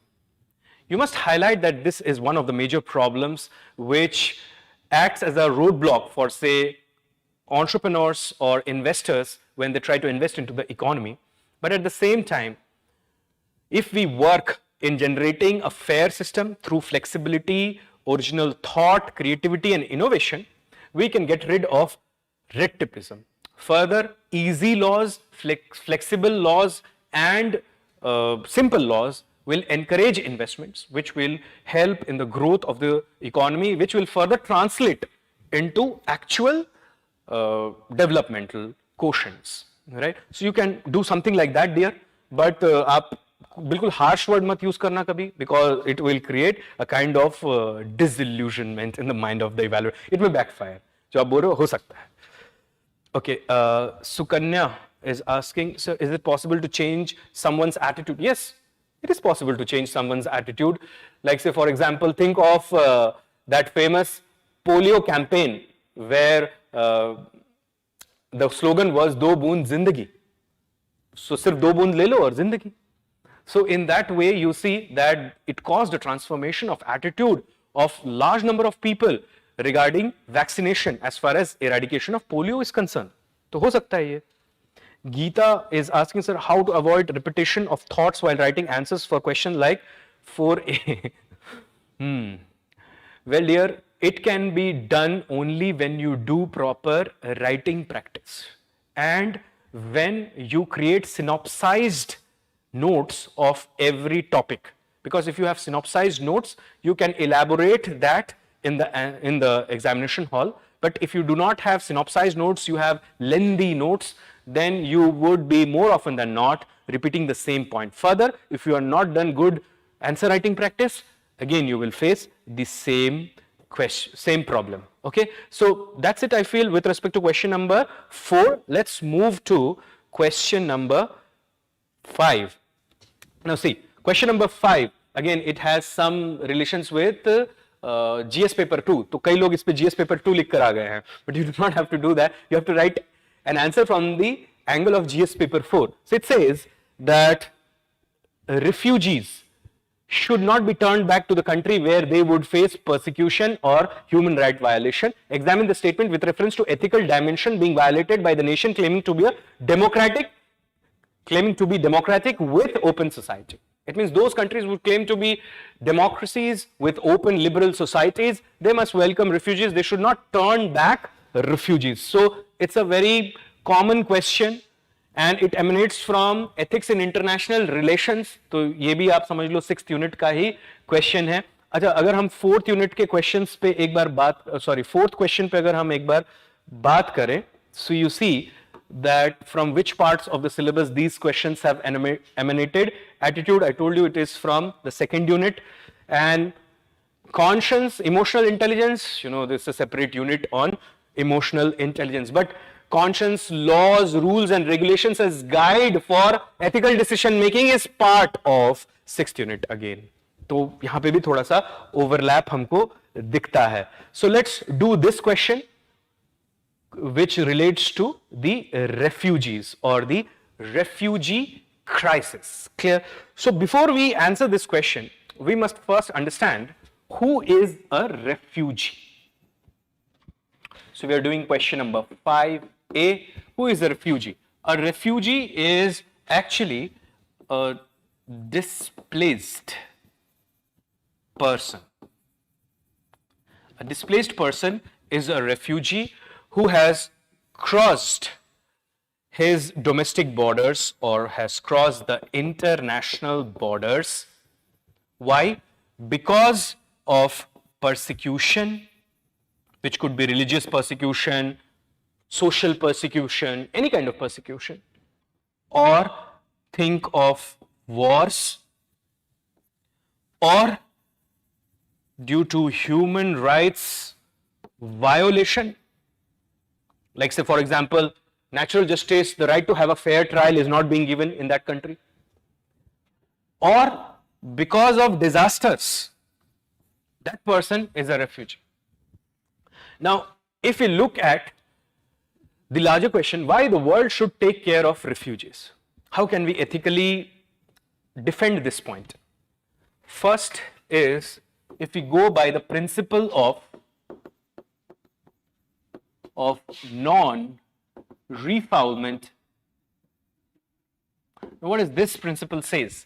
The principle of non-refoulement, it says that countries which accept refugees should not return the refugees to the country where they are facing persecution or human rights violation. International law says that, and this principle is principle of non-refoulement. You can just highlight this principle and says that's why democratic countries must encourage the entry of refugees. Second, you can think of the United Nations Universal Declaration of Human Rights or the United Nations Human Rights Charter. If you look at the United Nations Universal Declaration of Human Rights, and if you look at Article number 1, it says that all human beings are born free and equal in dignity and rights. They are endowed with reason and conscience and must treat each other in a sense of brotherhood or with the spirit of brotherhood. It means it talks about tolerance and it talks about coexistence. It talks about celebration of human rights. And when the refugees, they try to flee their country, you see that they are actually facing persecution, they are facing human rights violation. Do you understand that? So by that also you can defend why democratic countries must encourage their entry. Third is, if you go by some ethical principles, then think of the categorical imperative of Immanuel Kant. Now categorical imperative has three formulations: formula of universal law, formula of humanity and formula of autonomy. You can use the first two formulations, which is formula of universal law and formula of humanity. देखो, formula of universal law क्या कहता है? It says that never do something which if becomes a universal law, you will have problem with it. Like say for example, if you say that I will steal whatever I find, And if everybody starts stealing, will you be comfortable with it? So if stealing becomes a universal principle, will you be comfortable with it? No. That's why it cannot be considered as a categorical imperative. It means stealing is wrong. But if you see that the innocent should not be tortured, you are not doing that. And if everybody does that, everybody is not torturing the innocent, and if not torturing the innocent becomes a universal law, will you be comfortable with it? Yes, very well, you will be. And that's why you see that it would be part of a categorical imperative. The formula of humanity says never treat any person as a means to achieve some end, but always as an end. Even in the writings of Mahatma Gandhi, you would see that this means end principle is regularly reflected, where he says that not only the goal but also the path matters to attain that goal, right? So in that way, you can defend that if we reject the entry of the refugees, or if we treat the refugees as means for negotiation with the foreign country, then you see that we would be violating the categorical imperative of Immanuel Kant, which is deontological ethics, duty-based ethics. Also, if you look from the utilitarian logic and look from the qualitative utilitarian thought, or what is known as rule utilitarian thought, and this qualitative utilitarianism or rule utilitarianism, you see that this is related to John Stuart Mill, whereas quantitative utilitarianism or act utilitarianism is related to Jeremy Bentham. So what Mill says is you should do only those actions which brings greatest happiness to the greatest numbers, or maximum good for the maximum number. That's the slogan of utilitarians, right? But what kind of pleasures you are looking for when you are looking for gross pleasures? Pleasures of the highest order and long-term pleasures. Higher order pleasures are intellectual pleasures, not bodily pleasures. Bodily pleasures are lower level pleasures. And long-term pleasures means those pleasures which are good in the long run. Like say for example, if today one country rejects the entry or does not allow the refugees to enter, then this will set into a norm. And you see that every country, if they start rejecting the entry and movement of refugees, then there would be a chaos with respect to protection of human rights of the refugees. You can also think of the concept of historical responsibility. You see, in many countries where we have refugee movement, most of them have colonial past. So these colonial powers of the yesteryears, they have a moral responsibility now to ensure that there is some sort of resolution of crisis. If it is a religious persecution, if it is, say, human rights violation or war or disaster, whatever is causing this, right? But this is, friends, one side of the coin. Because this question, if you look here, that it says that examine the statement with reference to ethical dimension being violated by the nation claiming to be democratic with open society. तो यहाँ पे आपको थोड़ा सा flip angle भी इसका लिखना चाहिए. Now what could be flip angle? Flip angle would be, say, national responsibility versus global responsibility. Think of a country like India, which has limited resources. If it starts accepting all the refugees from all parts of the world because it is democratic, then it would not be good for the greatest number, at least in the short run. Do you understand that? So many people will die due to starvation. It can also cause some sort of social disturbances. So national responsibility versus global responsibility, अगर आप इस angle से देखोगे तो आपके पास एक counter argument भी मिलेगा इसके लिए. Further, you see that we can think of Kautilya or Chanakya. He says that the greatest duty of the state is to protect its border from external attacks and to ensure that the people are happy in the country.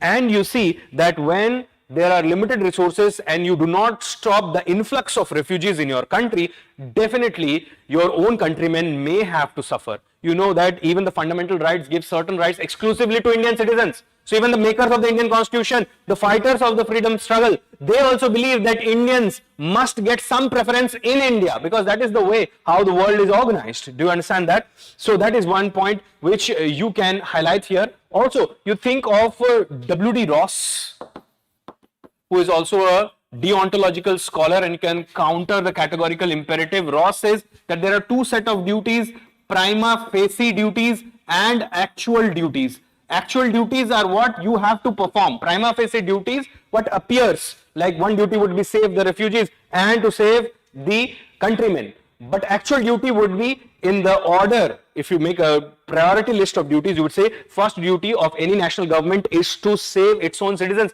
because the citizens have created the government. Do you understand that? So in that way, you can counter this. How can you conclude this? You can conclude this with something like the Aristotelian golden mean principle.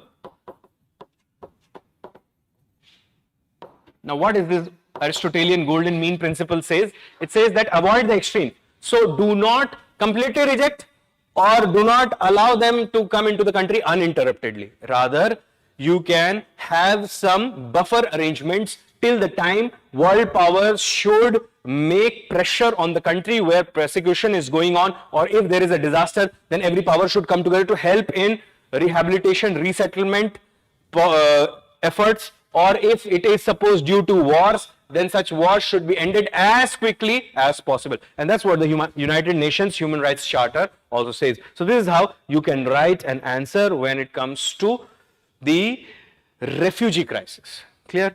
Let's move to question number 5B, and I'll take both the questions for 5A and B together. So 5B says, should impartial and being non-partisan be considered as indispensable qualities to make a successful civil servant? Discuss with illustrations.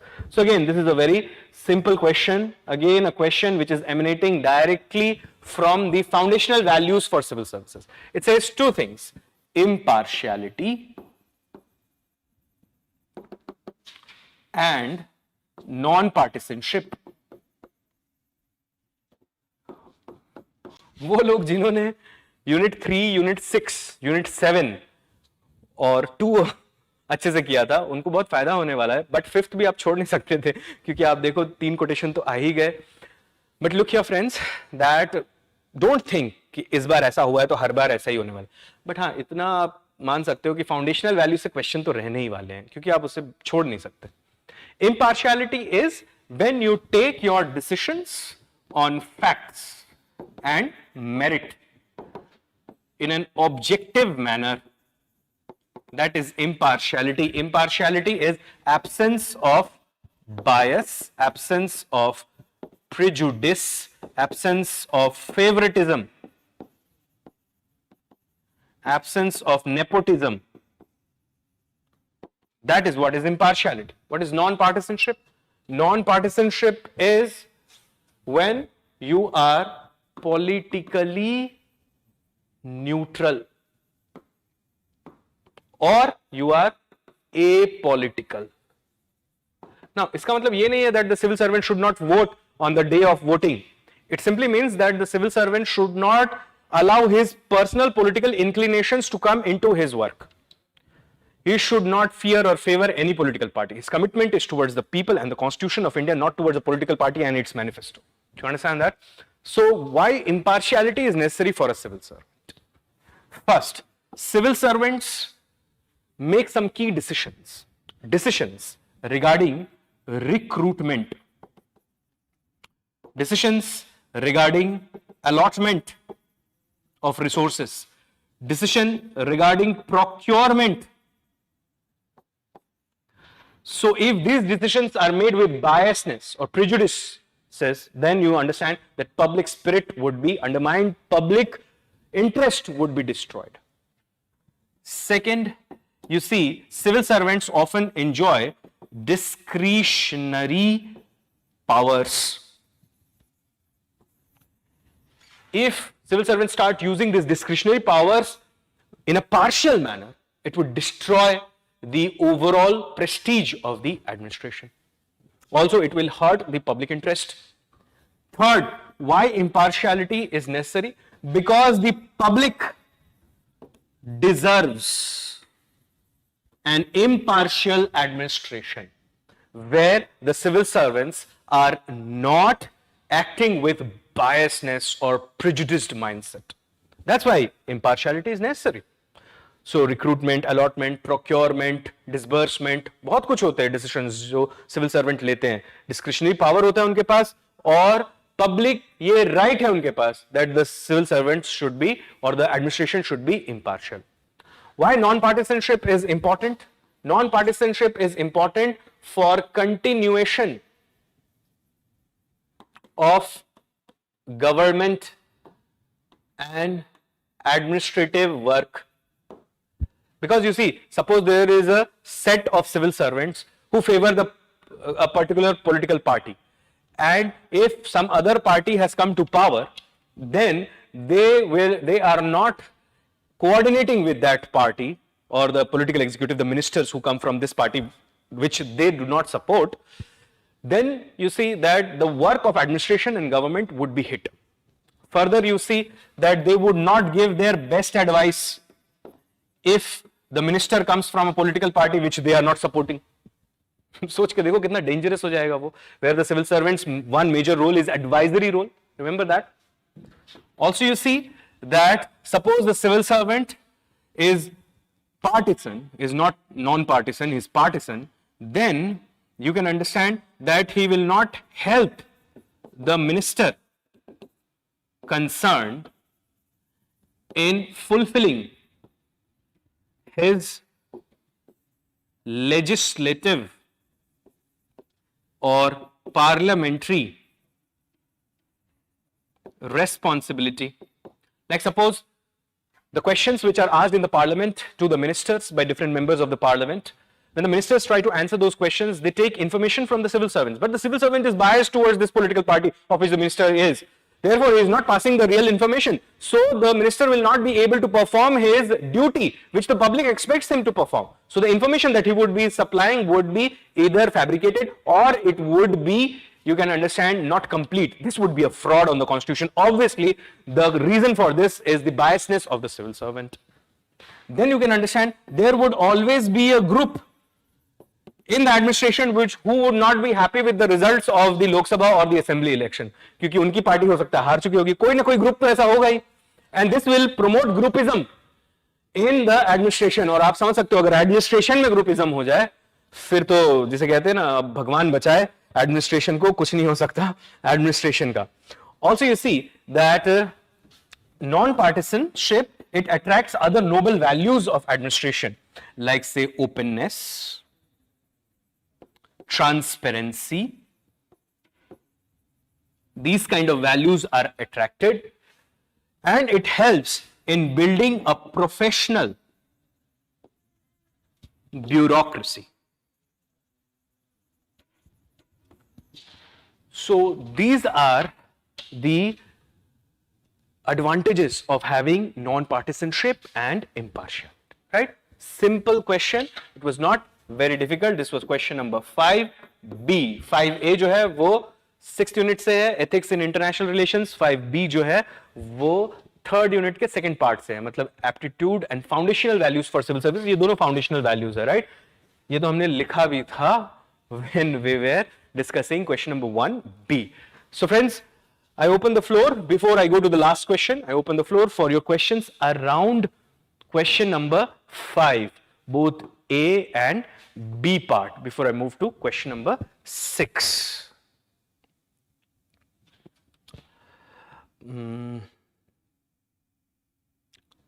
Okay, Reena has asked a question. On question 5A, sir, how to conclude the economic and national security concerns, as these are also the flip part of this? Yes, definitely, dear. In fact, we have an IB report also with respect to the some terror links in and around the Rohingya refugee crisis, but the matter is still under investigation. Definitely, you can highlight that. Again, you can bring it into the context of Kautilya's responsibility. Remember, Kautilya said that the idea is to provide external and internal security first. That's the first duty of the king. Everything else follows after that. So you can incorporate that here, Reena. So Jaya says that, sir, is it not the ethical dilemma to bureaucracy to keep its existing population safe first until their needs, because it is said that you give then if you have a lot? Well, Jaya, you must keep this in mind that we cannot do charity when our stomach is empty. Like say for example, if India has huge stockpile of grains, and there is often a pressure from the Western world that India should disburse its grains in the international market. क्योंकि उनको ये भी डर लगता है कि अगर India ने कभी एक साथ सारा डंप कर दिया ओवरऑल ग्रेन्स, सो जो फूड मार्केट है वो क्रैश हो जाएगा, फूड प्राइसेस बिल्कुल नीचे आ जाएंगे और उससे वेस्टर्न एग्रीकल्चरिस्ट को बहुत बड़ा नुकसान होने वाला है. But the point here to be noted is that though India has huge grains, but it is also true that largest number of people go to bed without a meal in this country, and we should be ashamed of it. And that's why we have grains and yet we are not distributing. Point is, we do not have the storage mechanisms, we do not have the supply chain in place. So we must work towards that supply chain. For that we have to fight red tapeism, corruption, etc. So everything is inextricably intertwined. You can understand. That's why you have to bring all of that into the context.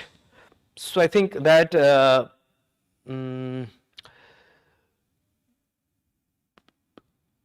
these are the questions around this fifth question, right? So, okay, let me go to the question number 6, part A. It says, an independent and empowered social audit mechanism is an absolute must in every sphere of public service, including judiciary, to ensure performance, accountability, and ethical conduct. Elaborate. So, it is around social audit, and it says social audit is also necessary in judiciary, a delicate topic, right? So, what you can do with respect to question number 6A. Again, it is in administration. 6 and 7 units आप देखो वहां से emanate होकर आ रहा है, ये hybrid question है थोड़ा सा. So question number 6A, it says it rotates around social audit. Now what is this social audit? You see, social audit is nothing but it is evaluation or examination of programs, schemes, projects, etc. by the public to check that whether the records they match the ground realities. देखो वैसे तो social audit के बहुत complex definition भी हैं, but ये लिख दो काफी है, जीएस पेपर 4 है वैसे भी, right? It is not public administration optional paper. So ये एक अच्छा डेफिनेशन है सोशल ऑडिट का. सोशल ऑडिट इज इवैल्यूएशन और examination of programs, schemes, projects, or scrutiny of programs, schemes, projects by the public to check that whether what the records are reflecting is what actually exists on the ground. So records are matched with, official records are matched with ground realities. Do you understand that? Now, you see that why social audit is important.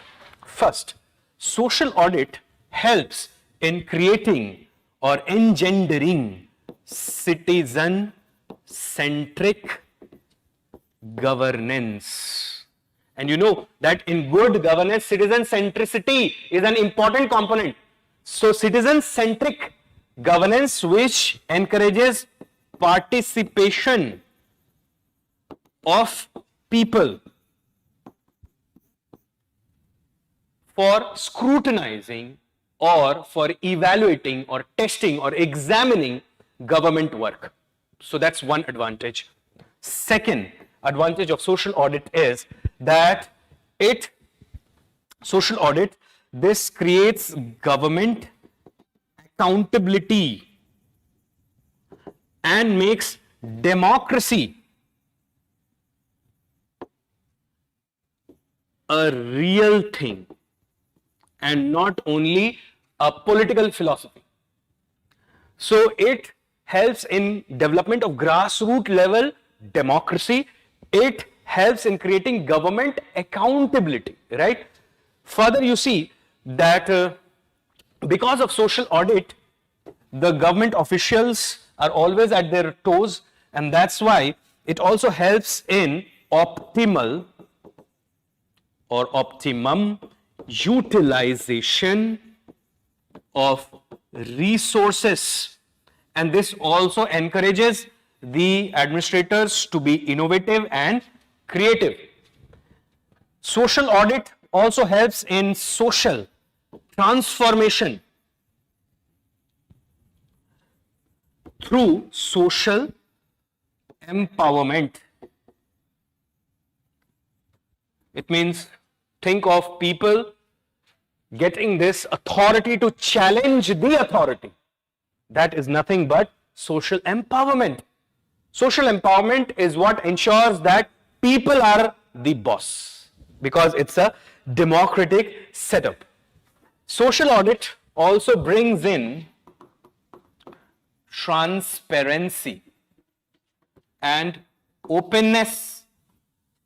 It kills secrecy. And you know, secrecy is the reason for corruption at times.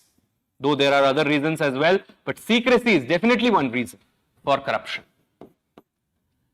So, social audit helps in creating that. It helps in creating a transparent, open, participative system. Clear? And finally, if you see that social audit also, it helps in bridging, or it bridges the trust deficit between the people and administration. तो इतने तो फायदे हैं social audit के. Social audit है क्या, ये पहले आप बता दो, फायदे बता दो उसके. And then you have to highlight the most delicate part of the question. And what is the delicate part? It says that including judiciary. तो जुडिशरी में सोशल अकाउंटेबिलिटी होनी चाहिए कि नहीं, या सोशल ऑडिट होना चाहिए कि नहीं. देखो, जुडिशरी, जब इंडियन जुडिशरी की बात होती है तो दो इंपॉर्टेंट चीजें हैं जो हमको हाईलाइट करनी है. First is the appointment of judges. Now we have adopted the collegium system, right? And you see that in India, judges appoint judges. So though there is the doctrine of checks and balances and there is separation of powers, but you see that it has given almost judiciary a free hand regarding the appointment of the judges, and the doctrine of checks and balances has been diluted to that extent when we talk about appointment of judges through the collegium system. And you know that the National Judicial Appointment Commission, which was anyhow tinkering with the independence of the judiciary, has been abolished. It has been declared as unconstitutional and void by the Supreme Court. So again, the days of collegium system have been reincarnated in a different shape. The judiciary's major concern with respect to executive and legislature's interference in appointment, that such appointments could be politically motivated. Is this concern fair? Yes, it is fair concern, because we have seen in the past also, if you look at India's 30-40 years history, there has been some efforts to influence the judiciary by the executive and the legislature. Well, that happens in any country which has theory of separation of powers. Every wing try to attain more power than the other two. But you see that Supreme Court has stood as a bulwark, and Supreme Court's independence is necessary for protecting the civil liberties of the country and to protect the Constitution of India. That's why you see that here a way out could be social audit. Whatever the collegium recommends must be put in front of the people for their scrutiny, and let the public discourse being created around it. This would act as a check on the corruption if it happens in the judiciary also. Do you get that? So that is one way. Second is, you see, with respect to judiciary, there is something called contempt proceedings. Contempt proceedings are those where judiciary does not take any criticism at times. You see, these contempt proceedings could be misused as well by the judiciary. That's why you see that contempt proceedings often act as a roadblock to even constructive criticism. And because of this, you see that it blocks the doorway of any kind of constructive, positive criticism of the judgment, guideline of the Supreme Court. The way out is again public scrutiny. Judiciary should not have any issue with respect to social audit, that how the people are evaluating the outcome, whether the judgment was based on merits or obviously these instruments would be revoked very rarely. Like, people will not come into the Supreme Court and evaluate every judgment of the Supreme Court, but definitely will act as a check on the minds of the judges who are contemplating with their decision. Definitely the judges are sitting at high constitutional positions and they are men of merit, they would never indulge into anything which is unconstitutional because they are the bulwarks of the constitution. But you know, human nature is weak, and therefore there could be some sort of inclinations which may even coerce or may attract some sort of immorality even in judicial behavior, and that's why public scrutiny would be a good check on this kind of misgivings. Do you understand that? So that takes us, friends, to our last question of the day, and let's take a look at that as well. If you look at this question number 6A, it is again coming from the 6th unit and has shades of the 7th unit as well, because there is something called social audit involved in this. Now we move to the last question of the theoretical portion. So the last question goes something like this: integrity is a value that empowers the human being. Justify with illustration. Now, this is again a very straightforward question which comes from the foundational values for civil services. What is this integrity? Now, integrity is a word which is derived from a Latin word. This Latin word is integritas. That's the word from which the word integrity has been derived. Integritas का मतलब होता है completeness or wholeness. So integrity refers to completeness or wholeness of moral character. Integrity is exhibited when you stick to set of principles or values and show unwavering, unflinching, uncompromising adherence to them. It means you are not going to give up on your value set, on your principles, moral principles which you believe in, the values which are dear to you. You are not going to give up them. Those things, even under coercion or even under persecution. So integrity is when you stick to your value set under all circumstances. That is what is integrity. Do you understand that? So this question goes something like this: integrity is a value that empowers the human being. Justify with suitable examples. Right? Now look here, that integrity is doing the right thing under all circumstances. It means integrity is doing the right thing when nobody is watching. People often do the right thing when many people are watching. When you do the right thing when nobody is watching, that is when you have integrity. तो कुछ examples देते हैं हम कि जिससे integrity help करता है character building में. Because you see, when you have integrity, you stick to the value set, you develop loyalty towards the value, you develop reverence towards the value, you try to celebrate the moral values, and then you naturally progress towards human values, other human values like impartiality, love, kindness, compassion, etc. And thus your character and your personality flourishes because of integrity. Let me give you some examples where we can find some cases of integrity. So let me start with this man. I hope you people know him, Rahul Dravid. Now Rahul Dravid, you see that on some occasions this has happened that though he has not nicked the ball, but he was given out. So that's why, because he respects the decision of the umpire, he decided to walk. Similarly, you see Rahul Dravid has also walked when he knew that he nicked the ball, but the umpire missed it. And in those days there was nothing called sneakometer or hotspot technology, all those kind of things, yet he decided to walk away. So it shows integrity in sports. Another example would be, think of T.N. Session, former Election Commissioner of India, Chief Election Commissioner of India. He ensured that the model code of conduct should be religiously and diligently followed without fail. It shows integrity in, you can say, administration. Think of another example. Think of this man, Lal Bahadur Shastri. इनकी भी एक integrity की कहानी बहुत मशहूर है, where he decided to give up on the railway ministry. He was the railway minister because of a train accident. So he took the blame on himself that because of him the train accident has happened. He gave up his railway ministry, went on to become the second Prime Minister of India. Then then think of, obviously, our own Dr. APJ Abdul Kalam. Well, again, what shall I say for this man? He is a man of integrity. He is the epitome of integrity. He is the synonym of integrity. How he worked in DRDO, how he worked in ISRO, how he handled the highest office of the land, it's all filled with integrity. Again, think of the Marshal of Indian Air Force or the former Chief of the Air Staff, Arjan Singh.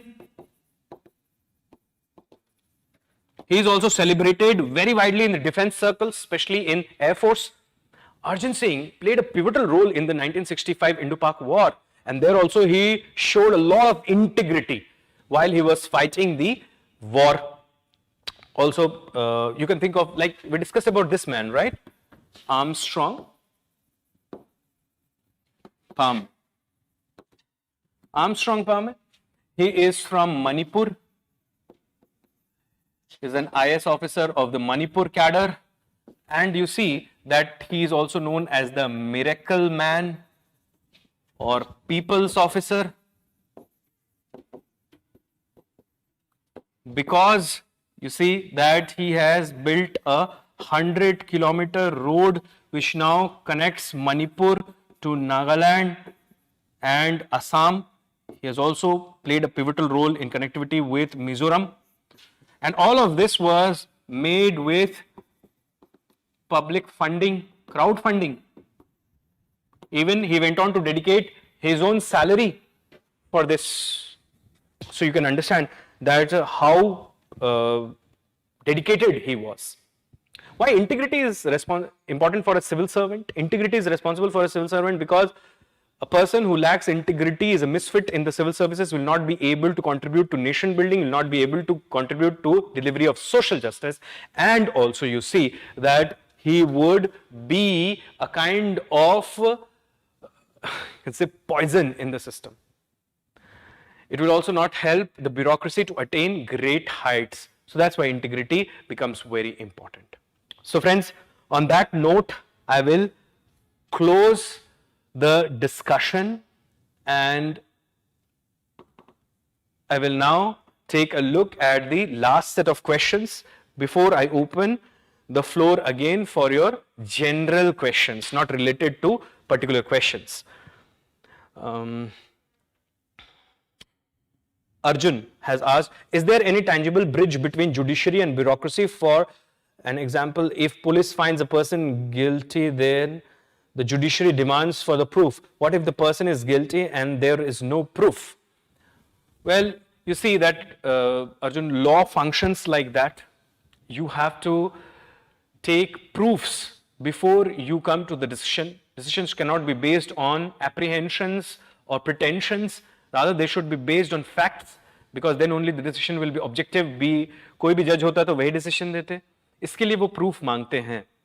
But you see that if there are no proofs yet, there could be some techniques like the narco test or lie detector test. उसके through भी कुछ तो मिल जाएगा. Frida asks, sir, how can I balance my studies for GS4 so that I can justify my other subjects as well? Well, I always maintain that GS4 is the paper where you have to make the least investment and gives you the highest reward. बहुत predictable होता है और predictable तब होता है जब आपने अच्छे से preparation की है और current affairs का उतना ज़्यादा खेल नहीं है GS paper 4 में जितना 2 और 3 में है.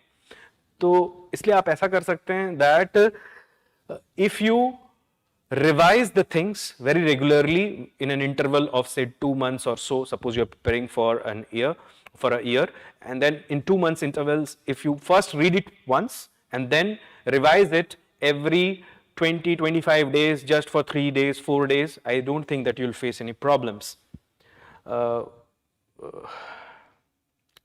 Dilshad says, a very powerful discussion. I have developed a new way of looking at GS4. Thank you, Dilshad.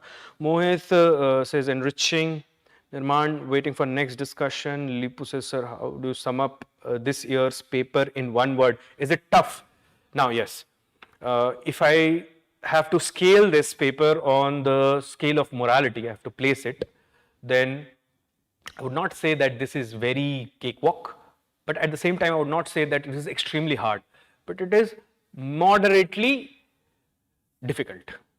Especially जो फर्स्ट वाला क्वेश्चन था उसने टोन बिगाड़ दिया होगा बहुत सारे लोगों का और उससे पैनिक कर गए होंगे, तो इसकी वजह से मैं इसको मॉडरेटली डिफिकल्ट बोलूंगा, बट डिफिकल्ट तो नहीं है, ये बहुत ज्यादा होता नहीं है अगर आपने अच्छे से प्रिपेयर किया. If you have done the classes then you might not face any problem with this. Thank you sir. Okay. So this is a regular feed in my classes, right? Some example from the cricket.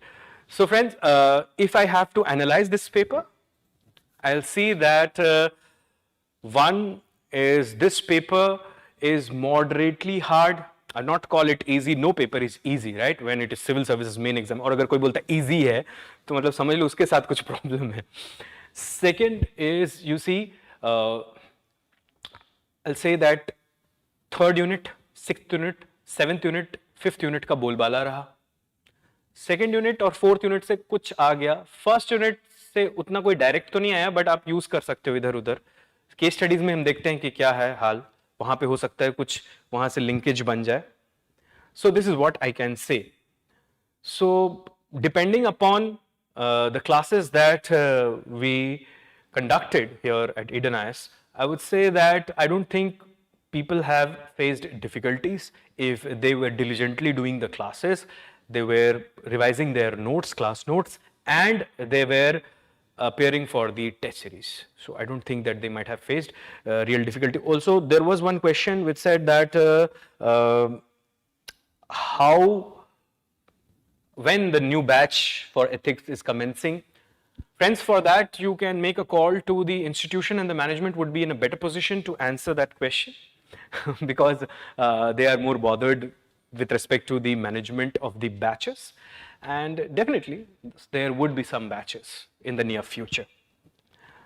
So now I open the floor for your general questions. If you have any general questions in and around ethics, and if there are none, then we can close. So I'll just wait for 2 minutes. If you have any questions, please post your questions, general questions, so that I can handle those questions as well. Any question around GS paper 4?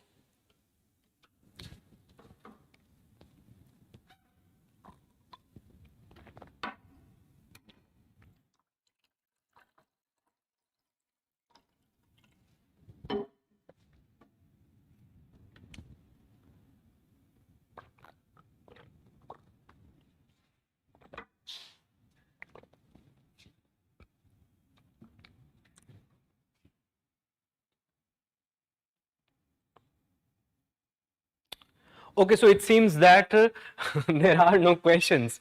Friends, we'll meet again in the part 2 of our discussion cum analysis class of GS paper 4, where we are trying to understand how this year's GS paper 4 question paper was. I hope that you have benefited from this class, and I am eager to see you again in the next class. Till that time, take very good care of yourself.